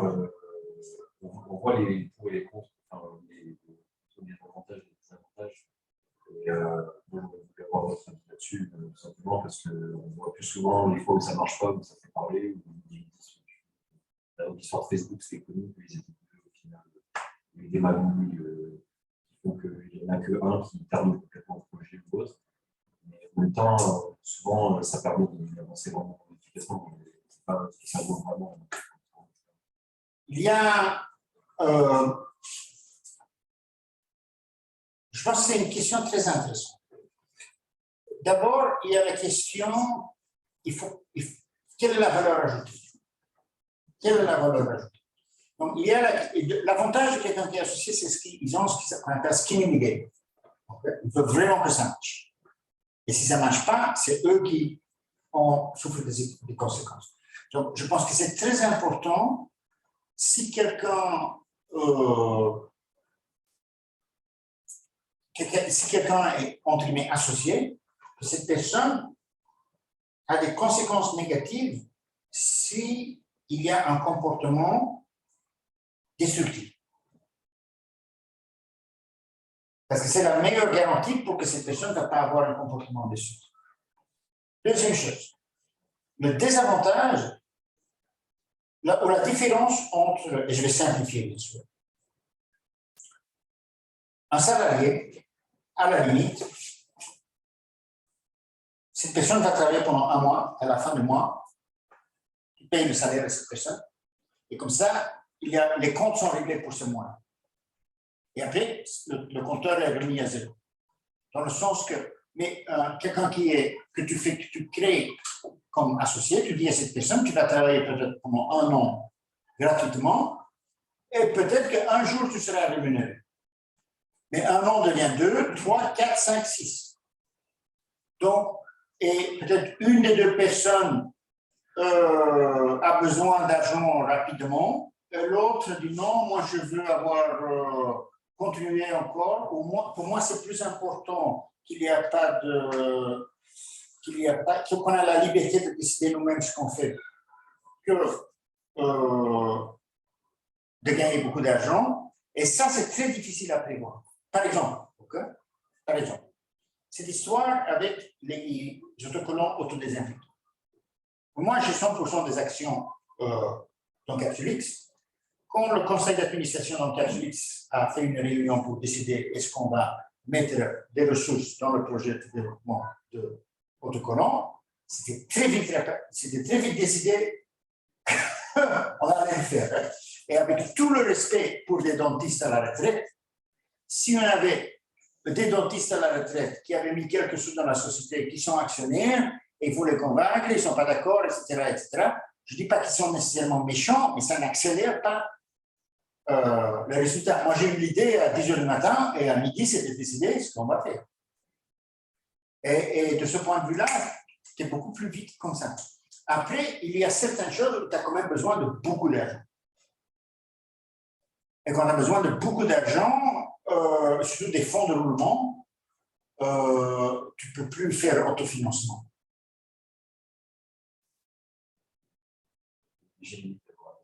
Ouais. Et en parlant de ça, je vais juste faire une petite remarque sur les investisseurs. Les investisseurs, les VC, ce sont des gens rationnels, ils ne sont pas nécessairement méchants, mais leur vision du monde et leurs objectifs ne sont pas les mêmes que toi. Donc, ils ont un comportement qui est vers atteindre leur objectif, pas nécessairement les tiens. Et la différence la plus importante, c'est que quand tu vois un grand fonds, comme Trade Fisher ou c'est quoi, Capital, ils ont 100 entreprises. C'est un VC qui m'a dit ça. Ils ont 100 entreprises. Sur les 100 entreprises, il y en a 50, ils ne récupèrent jamais leur. Ils coulent ces fonds. Et il y en a 40 ou 30 avec 35 où ils vont juste récupérer la mise. Et il y en a, sur les 15 qui restent, il y en a 14 où ils vont peut-être faire un facteur 2, 3, 4. Il y a un Facebook. Avec le Facebook, ils vont récupérer tout le reste. Donc, c'est comme eux, ils jouent la loterie avec 100 tickets de loto. Et toi, tu es l'entrepreneur, tu as juste un ticket. Et tu veux pas qu'un des 100 tickets marche. Parce qu'ils disent toujours, à la moyenne. Bien sûr, parce que pour eux, c'est à la moyenne. Mais bon, si toi, tu es pas mal récupéré, à la moyenne, ça ne t'intéresse pas. Ce qui t'intéresse, c'est ton ticket. Combien tu peux récupérer avec ton ticket. Donc, et chacun est rationnel, mais ce n'est pas la même perspective. Il y avait une autre question. En gros, vous dites que vous êtes contre les associés, pas contre, mais en gros, votre argument, c'est la prise de décision. Et vous pouvez toujours être actionnaire majoritaire et avoir des associés. Et dans ce cas-là, vous prenez la décision en litige, c'est bon. Oui, bien sûr, mais c'est jamais aussi. D'abord, a priori, oui. Mais juste comme si un ingénieur, si un juriste va écrire du code, ça ne va pas être super. Donc, si un ingénieur va écrire un contrat, ça ne va pas être super. Ce que je veux dire avec ça, c'est qu'il y a des juristes dont c'est le métier d'écrire des contrats qui sont favorables à leurs meilleurs clients. Okay? Et un juriste qui écrit des articles comme ça, il va avoir chaque mois écrire un contrat pour un fonds d'investissement et peut-être 2 ou 3 fois dans sa vie pour l'entrepreneur. Donc, les contrats, ils sont toujours, c'est logique. Si tu vois, c'est dans l'intérêt des juristes d'avoir de bonnes relations avec les fonds d'investissement, avec les créateurs. Je ne dis pas qu'ils sont méchants ou quelque chose comme ça, mais si tu es juriste et tu écris un contrat où un fonds d'investissement se dit « Ouais, ce contrat-là, il n'était vraiment pas favorable à nous, on va plus travailler avec lui », tu te tires une balle dans le pied. Donc, tu ne peux pas reprocher ces gens-là d'écrire surtout des contrats qui sont favorables aux investisseurs. Et donc, ils ont ce qu'ils appellent un wash-out. C'était facile de faire un wash-out. Donc, un wash-out, c'est essentiellement, c'est que, par exemple, ils te disent, tu es actionnaire principal, mais si tu perds si tu n'es pas président, il faut que tu vendes tes actions. Hein? Bien sûr. C'est marqué dans le contrat. C'est marqué dans le contrat. Et aussi, et après, il y a qui vote sur ça, c'est le conseil d'administration. C'est le conseil d'administration qui vote. Voilà, c'est ça. Et tu as 3 votes dans le conseil d'administration et le fonds d'investissement, on a 5. Puis même si tu as des associés ou qui est majoritaire, si tu as des associés, c'est qu'ils servent quand même quelque part à quelque chose. Et s'il y a un associé, si tu n'es pas d'accord, qui s'en va, qui prend la décision, qui est boiteux, et puis des fois, quand tu es boiteux, après ça tombe. Donc en général, ça ne se passe jamais bien quand il y a un pet entre les associés. Non, et ça c'est aussi, c'est la vie, les perspectives, ce qu'on veut dans la vie, à certaines périodes de la vie n'est pas la même pour différentes personnes. Donc c'est, je ne dis pas que c'est méchant, mais souvent c'est moins, c'est très romantique. Hein? C'est très romantique de dire, oui, on est des bons copains, on va créer une boîte ensemble, ça va être une aventure, etc. Mais les lapins sous stress, et regarde comment ils réagissent. Okay? Restez réveillés pendant 72 heures et voyez si vous vous engueulez. Après, ça va pas m'intéresser d'être avec un associé et un ami parce que on a un autre point de vue, quoi, qui est quelqu'un qui est vraiment impliqué dans le projet. Je pense que c'est à double, comment on dit, double tranchant. Parce que, est-ce que vous voulez prendre des décisions qui sont bien pour votre relation interpersonnelle ou qui sont bien pour la société? Par exemple, imaginez, vous démarrez une société. Vous êtes deux. Ça marche vraiment bien. Ça monte, ça monte, ça monte, ça monte. Donc, le besoin en compétences monte. Il y a une des deux qui n'a plus les compétences pour gérer une entreprise de 200 personnes. Donc là, il y a une contradiction entre la relation interpersonnelle. Est-ce que celui qui a les talents doit virer son ami parce que son ami n'a pas le talent pour gérer une entreprise de 200 personnes? Ça devient délicat. Et ça devient un conflit entre la relation interpersonnelle et ce qui est le mieux pour la société. On peut avoir cette relation-là dans le salariat aussi. Oui, bien sûr, pareil. Mais un salarié, la différence entre un salarié et un actionnaire, c'est que c'est jamais agréable de se séparer d'un salarié, mais il y a des procédures et ça laisse moins de traces que quelqu'un qui quitte la société et qui détient et qui peut venir au conseil d'administration. Ce que je veux dire, c'est qu'on peut être dépassé par ses propres salariés. Oui, bien sûr, bien sûr. Bien sûr. Est-ce que c'est vraiment gênant que la compétence entre les associés soit parfaitement équivalente? Non. Et je pense que c'est impossible d'avoir la même compétence entre les différents associés. Mais ce que je veux dire, c'est que la situation change. Là, on démarre à un certain point.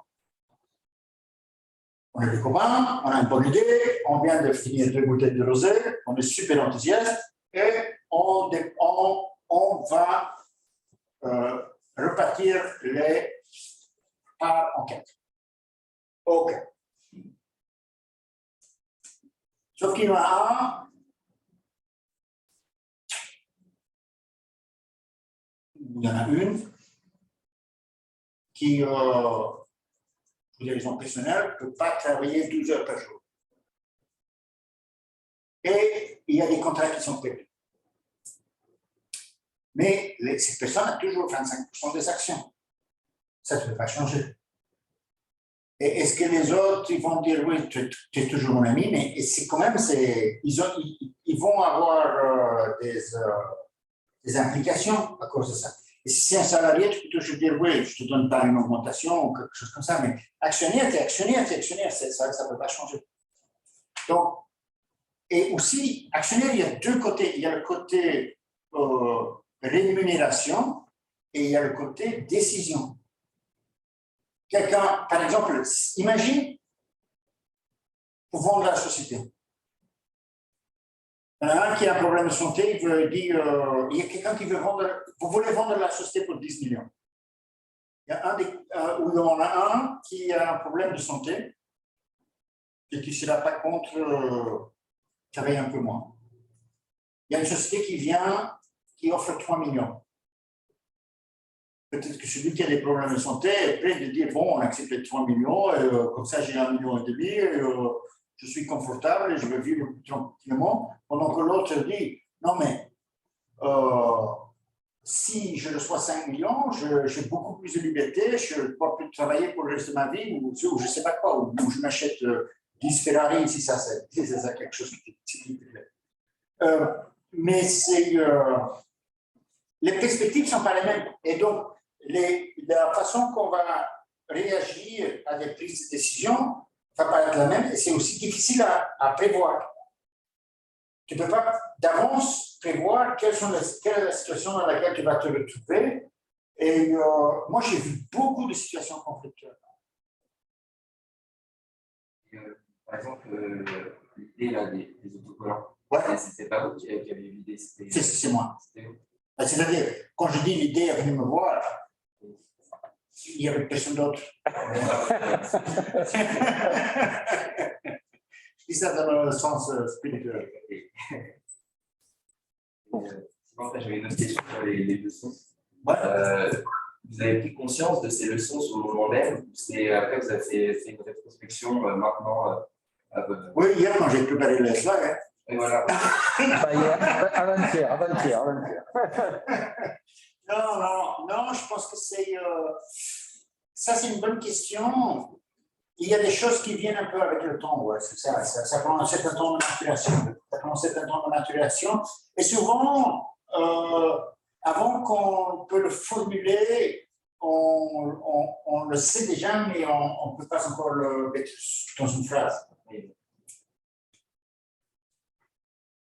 On a fait le tour du temps. Vous pouvez encore poser des questions, mais.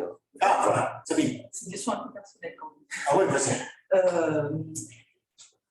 Apparemment, tu as de nombreuses idées, Ouais. et tel que je le ressens, tu as un grand plaisir à développer ces idées.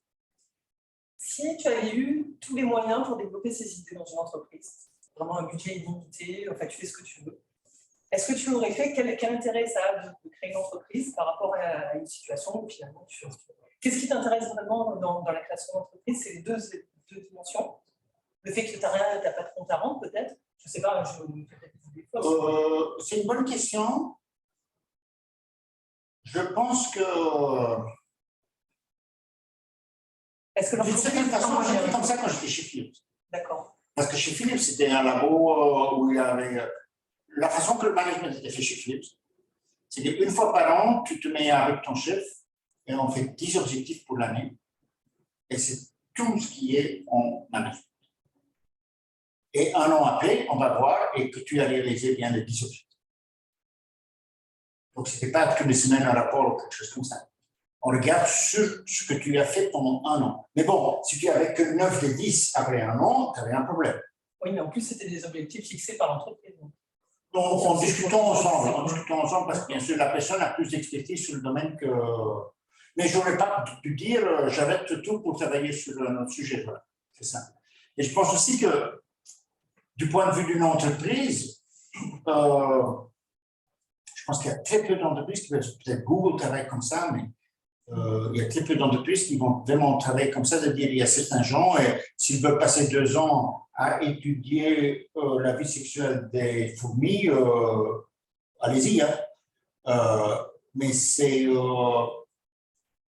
très rare ça. Mais je pense que c'est bon, les idées, c'est un segment, tu sais qu'ils vont venir. C'est ça aussi qui est intéressant. Maintenant, j'ai confiance que dans un an, je vais avoir d'autres idées. Ouais, du coup, ça répond pas tout à fait à ma question. Est-ce que la création d'entreprise est juste un moyen finalement Pour faire ça. C'est pour ça que c'est une mission personnelle. Hein.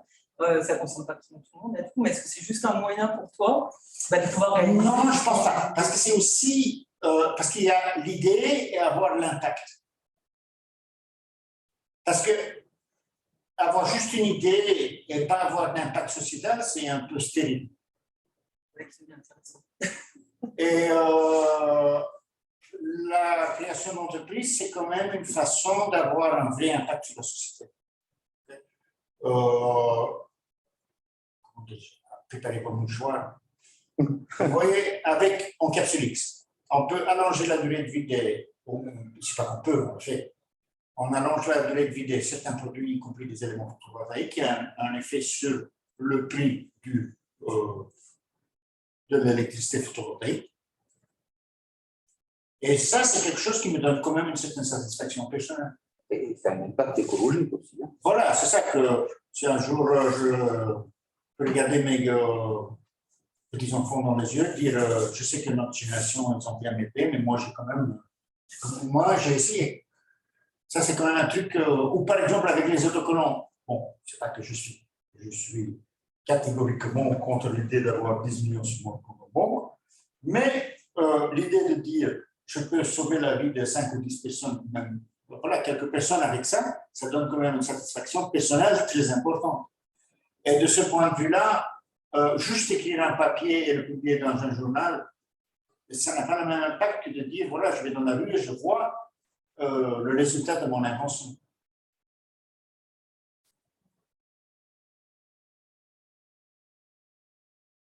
Oui, mais attends. Tu pourrais le faire en étant dans une entreprise. Comment ça? tu aurais très bien pu développer ton antibactérien dans une entreprise et puis le voir dans la rue sur la barre du bus. Oui, c'est ça. Et donc, comme ça, l'entreprise fait partie de faire quelque chose qui a vraiment. Regardez autour de vous. Okay? Essentiellement, tous les produits et les innovations sont faits par des entreprises. Vous avez un téléphone qui est fait par une entreprise en Corée, assemblé en Chine, Samsung par exemple, qui a un écran qui est fait par Samsung, qui a la mémoire qui est faite par Samsung, qui a un processeur qui est conçu par ARM, qui est fait par TSMC en utilisant des machines ASML qui sont faites aux Pays-Bas, avec de l'optique Zeiss, etc. Toutes les innovations sont faites quand même par des entreprises.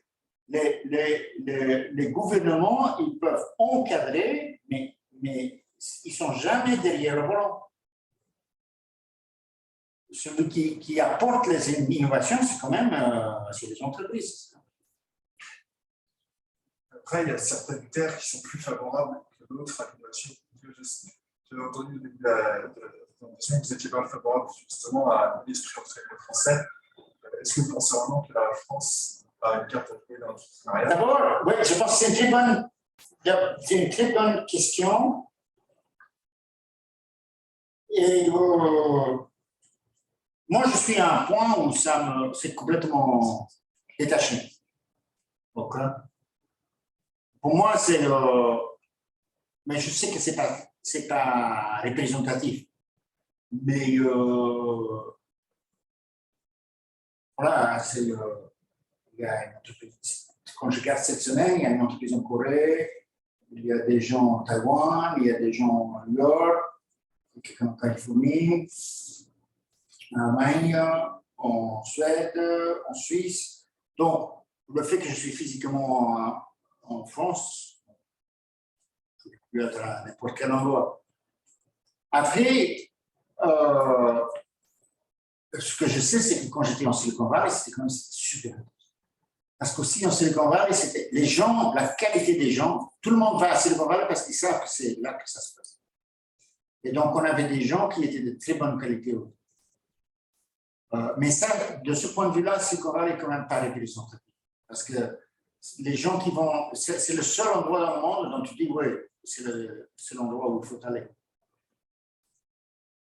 Et à nouveau, c'est quand même très intense. Parce qu'aussi, par exemple, Apple, moi je connais pas mal de gens qui, après 2 ans chez Apple, ils ont dit, bon, c'est bon, hein, parce que Steve Jobs, il paraît que c'était un gars horrible. Hein. Et tu peux le dire que c'est pas beaucoup mieux. Hein. Ouais. J'ai posé une question que les étudiants nous posent souvent avec Michel. C'est la temporalité pour passer à l'entrepreneuriat. Vous avez dit que, que vous avez une expérience professionnelle avant d'aller vers une expérience scientifique d'abord, après une expérience professionnelle. Vous nous dites, donc on comprend, vous avez occupé des fonctions hautement placées dans les organisations, donc on peut penser avec des salaires associés. Ouais. Et après vous nous dites, bon, on va vers l'entrepreneuriat et puis il faut y aller. Est-ce qu'on y va parce qu'on s'est créé son propre filet de sécurité? Moi, j'ai perdu de l'argent. Hein. Est-ce qu'il vaut mieux y aller plus tôt? On entend souvent cette question. Est-ce qu'on y va maintenant? Ou est-ce que d'abord, on va faire un peu notre expérience, on se rassure un peu, puis après, on y va? Quel est votre conseil? Je pense que c'est une très bonne question. D'abord, moi, j'ai perdu beaucoup d'argent. Je te jure, moi, j'ai des hobbies très chers, qui sont mes entreprises. Okay. L'argent des autres, c'est pas très intéressant. Mais il faut savoir, en 1999, j'avais 35 ans, j'étais vice-président dans une entreprise cotée en bourse. J'étais dans la gamme d'impôts la plus élevée aux États-Unis. Hein. Donc, quand on voyageait, c'était avec le Go-MBO, du genre ah bon, qu'est-ce qu'il y a ici dans le coin? C'était. Donc, mais je pense que maintenant, ce qui m'intéresse, c'est pas tellement. Bon, à un certain moment, c'est logarithmique. Vous voyez? L'argent, une bouteille de Château Pétrus 1961 de 5 000 €, c'est pas 1000 fois mieux qu'une bouteille de vin de 5 €. Donc, la question, c'est est-ce que ça affecte la qualité de vie? Et là, il y a un mélange de, comme je disais, quel est l'impact que tu vas avoir sur la société, comment est-ce que mes idées vont améliorer le monde, et comment est-ce que je peux vivre de façon confortable sans que moi ou ma famille vivent dans le besoin. Et je pense que c'est ça pour moi mais chacun a sa question, a sa réponse. Donc ça, c'est la première chose. Deuxième chose, sur la question, est-ce qu'il faut mieux commencer tôt ou tard? Moi, j'ai donc créé ma première entreprise sur les 40 ans. Bon, j'ai écouté un podcast fantastique. Je vais faire un petit tour, mais parce que j'ai écouté un podcast fantastique, je vous conseille. Il y a un monsieur qui a travaillé sur qu'est-ce qui se passe quand on vieillit. Vous savez, ça c'est dans la prochaine entreprise. Quand l'ADN se multiplie, quand une cellule se multiplie, l'ADN n'est pas copié complètement. Donc, sur l'ADN, sur les chromosomes, il y a des petites parties de bruit un peu. Et chaque fois que la cellule est copiée, il y a une partie de cette truc qui est détachée. Et quand on vieillit, ce qui se passe, c'est qu'à un certain moment, ces petites parties-là, ils sont épuisées. Et donc, les cellules vont se multiplier moins vite. Et donc, par exemple, une personne qui est vieille, qui va avoir les plaies vont moins bien. Maintenant, il se trouve qu'il y a des gens qui ont découvert qu'avec certaines enzymes, on peut refaire croître ces pièces. Et donc, avec des souris, ils ont vu qu'ils peuvent allonger de 40% la durée de vie.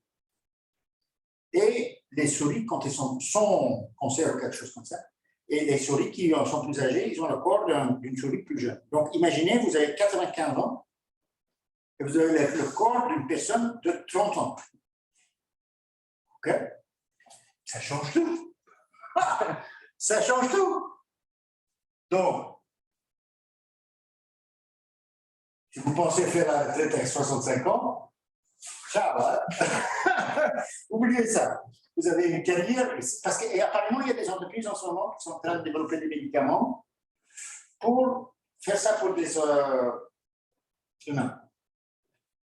Dans les 5 ans à venir, ils vont avoir les premiers produits qui vont pouvoir allonger la durée de vie de 5 à 10 ans et revenir essentiellement le corps, rejuviner le corps.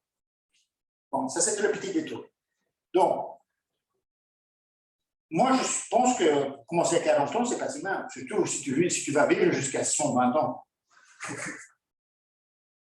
L'avantage de mon parcours, c'est que au moment que j'ai commencé, j'avais déjà le réseau, j'avais déjà l'expertise technique qui était vraiment à la pointe, et aussi j'avais déjà le tampon financier pour dire, bon, pendant 3 ans, je ne vais pas prendre ça.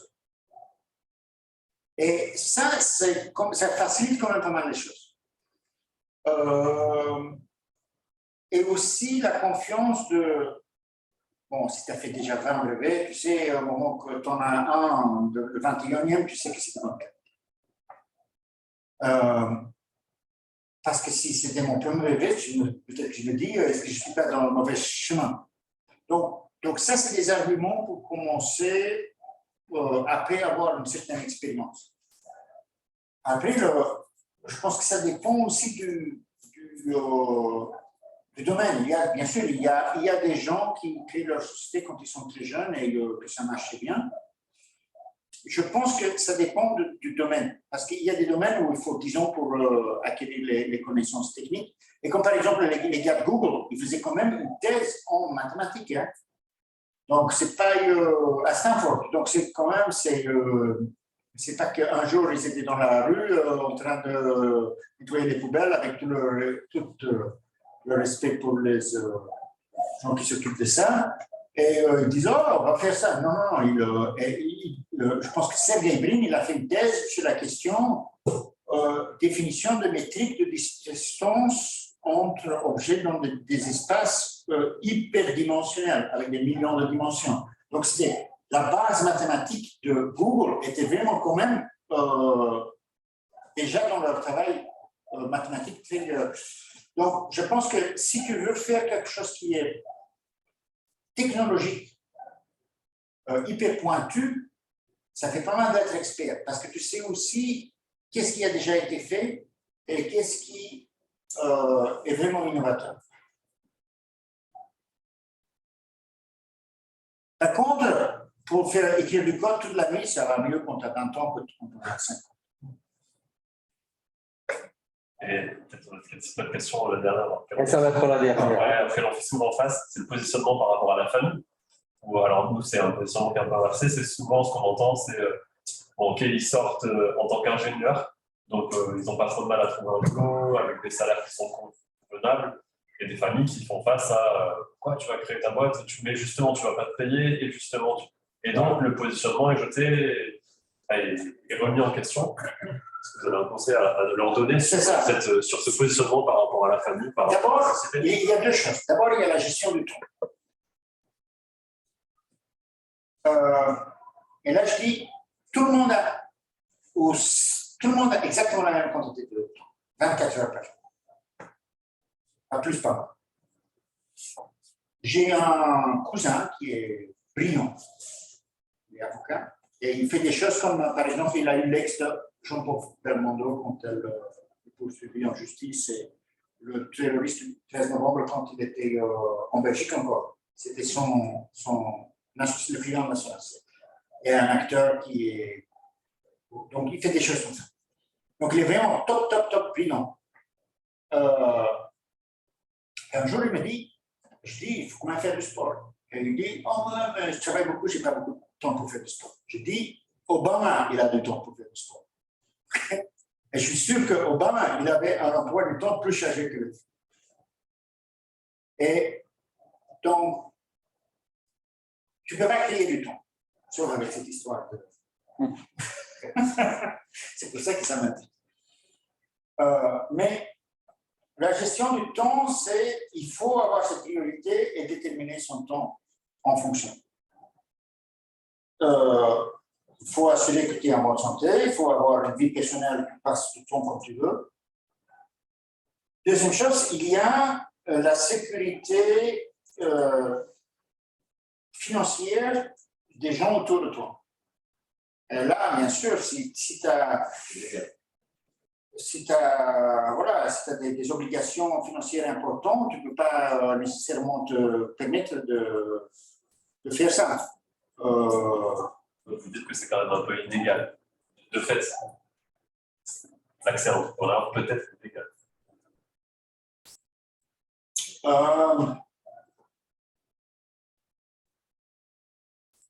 C'est pour ça, c'est exactement pour cette question-là. Là, vous le savez clairement. C'est pour ça que j'ai commencé par dire que mes origines n'étaient pas très riches. Ouais, c'est pour ça que je vous repose cette question maintenant. Voilà, c'est ça. C'est bien sûr, il m'a fallu un certain temps pour construire ce tampon, mais à nouveau, c'est moi, je n'ai pas l'impression, parce que moi, je ne suis pas comme Donald Trump, où mon papa m'a donné 800 millions pour commencer à faire un business. Hein. J'ai construit un certain patrimoine qui m'a donné une certaine liberté, et puis j'ai utilisé cette liberté pour créer des sociétés.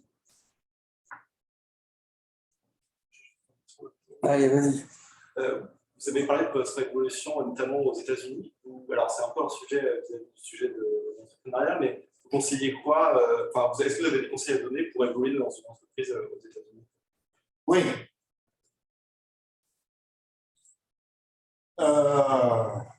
Si tu es aux États-Unis, c'est très simple. Ce qui compte, c'est ce que tu as fait les 3 derniers mois. Ou, ce qui est encore mieux, ce que j'avais à un certain moment, c'est aussi la qualité de... Ça revient à mon père. Et ça, c'est la même chose entre mon père et moi-même. Il y avait un monsieur, Rafi. Rafi, c'était un gars ancien force spéciale israélien, bon gars. Il ne racontait pas tout à fait ce qu'il a fait dans le monde. Qui travaillait chez IBM, qui était responsable pour l'équipe dans le usine.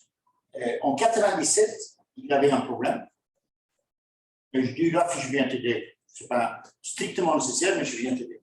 Parce que tu as un problème, tu as vraiment embêté, et je viens. En 2005, il y avait un genre de dîner avec, souvent c'est comme ça, c'est qu'il y avait un prof de Harvard qui faisait une conférence pendant un dîner, il y a des tables comme ça. On était autour de la table, il y avait Ed Brown, qui était donc le PDG de la société où je travaillais, moi-même, et il y avait ce Rafi. Et Rafi dit au PDG de la société, Ed, tant que tu as Jacques dans ton entreprise, tout ira bien. OK? Mais c'était, donc là, c'était pour moi, c'était un chèque en blanc. Parce que ça veut dire que, à partir de, pour revenir sur la vie sexuelle des fourmis, à partir de ce moment-là, je pourrais faire ça. Okay? Parce que c'est clair que le PDG, il ne va pas me toucher un doigt si un des plus grands clients dit il faut vraiment que tu aies Jacques dans ton entreprise. Okay? Mais donc, ça revient à la même histoire qu'avec mon père, qui était celui des 2600 personnes, les 5 sur les 2600 qui étaient. Tu construis la confiance et la réputation, même si tu ne l'as pas en tête. Mais les gens vont savoir que celui-là, il aide les gens, on peut lui faire confiance, et un jour ou l'autre, ça va être bénéficieux. Bon, on va peut-être s'arrêter pour aujourd'hui. Donc, la société de Jacques est à Ouai.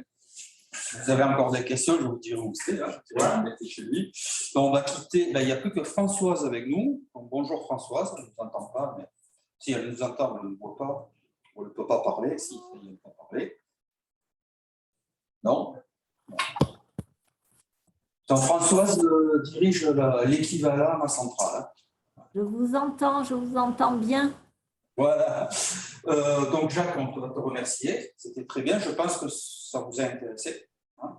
On essaiera de refaire ça une fois ou deux dans l'année avec d'autres entrepreneurs. On peut changer. Voilà. Donc, une expérience riche. Alors, pas très linéaire. Hein. Tous les entrepreneurs n'ont pas des parcours aussi tortueux que Jacques. Il continue pas, puisqu'on en a eu un aussi. Tu l'as croisé. Ouais. Voilà, donc on en a eu un aussi qui avait un début de carrière un peu pareil, et qui est retourné dans l'entreprise, parce qu'aujourd'hui, il est VP Innovation chez Samsung. Petit détour par aussi, hein. Voilà, il a fait un petit détour par l'entrepreneuriat. Et voilà. Donc, merci à vous d'être venus et pour vos questions. Merci à Jacques. Et à un autre jour. Voilà. Voilà.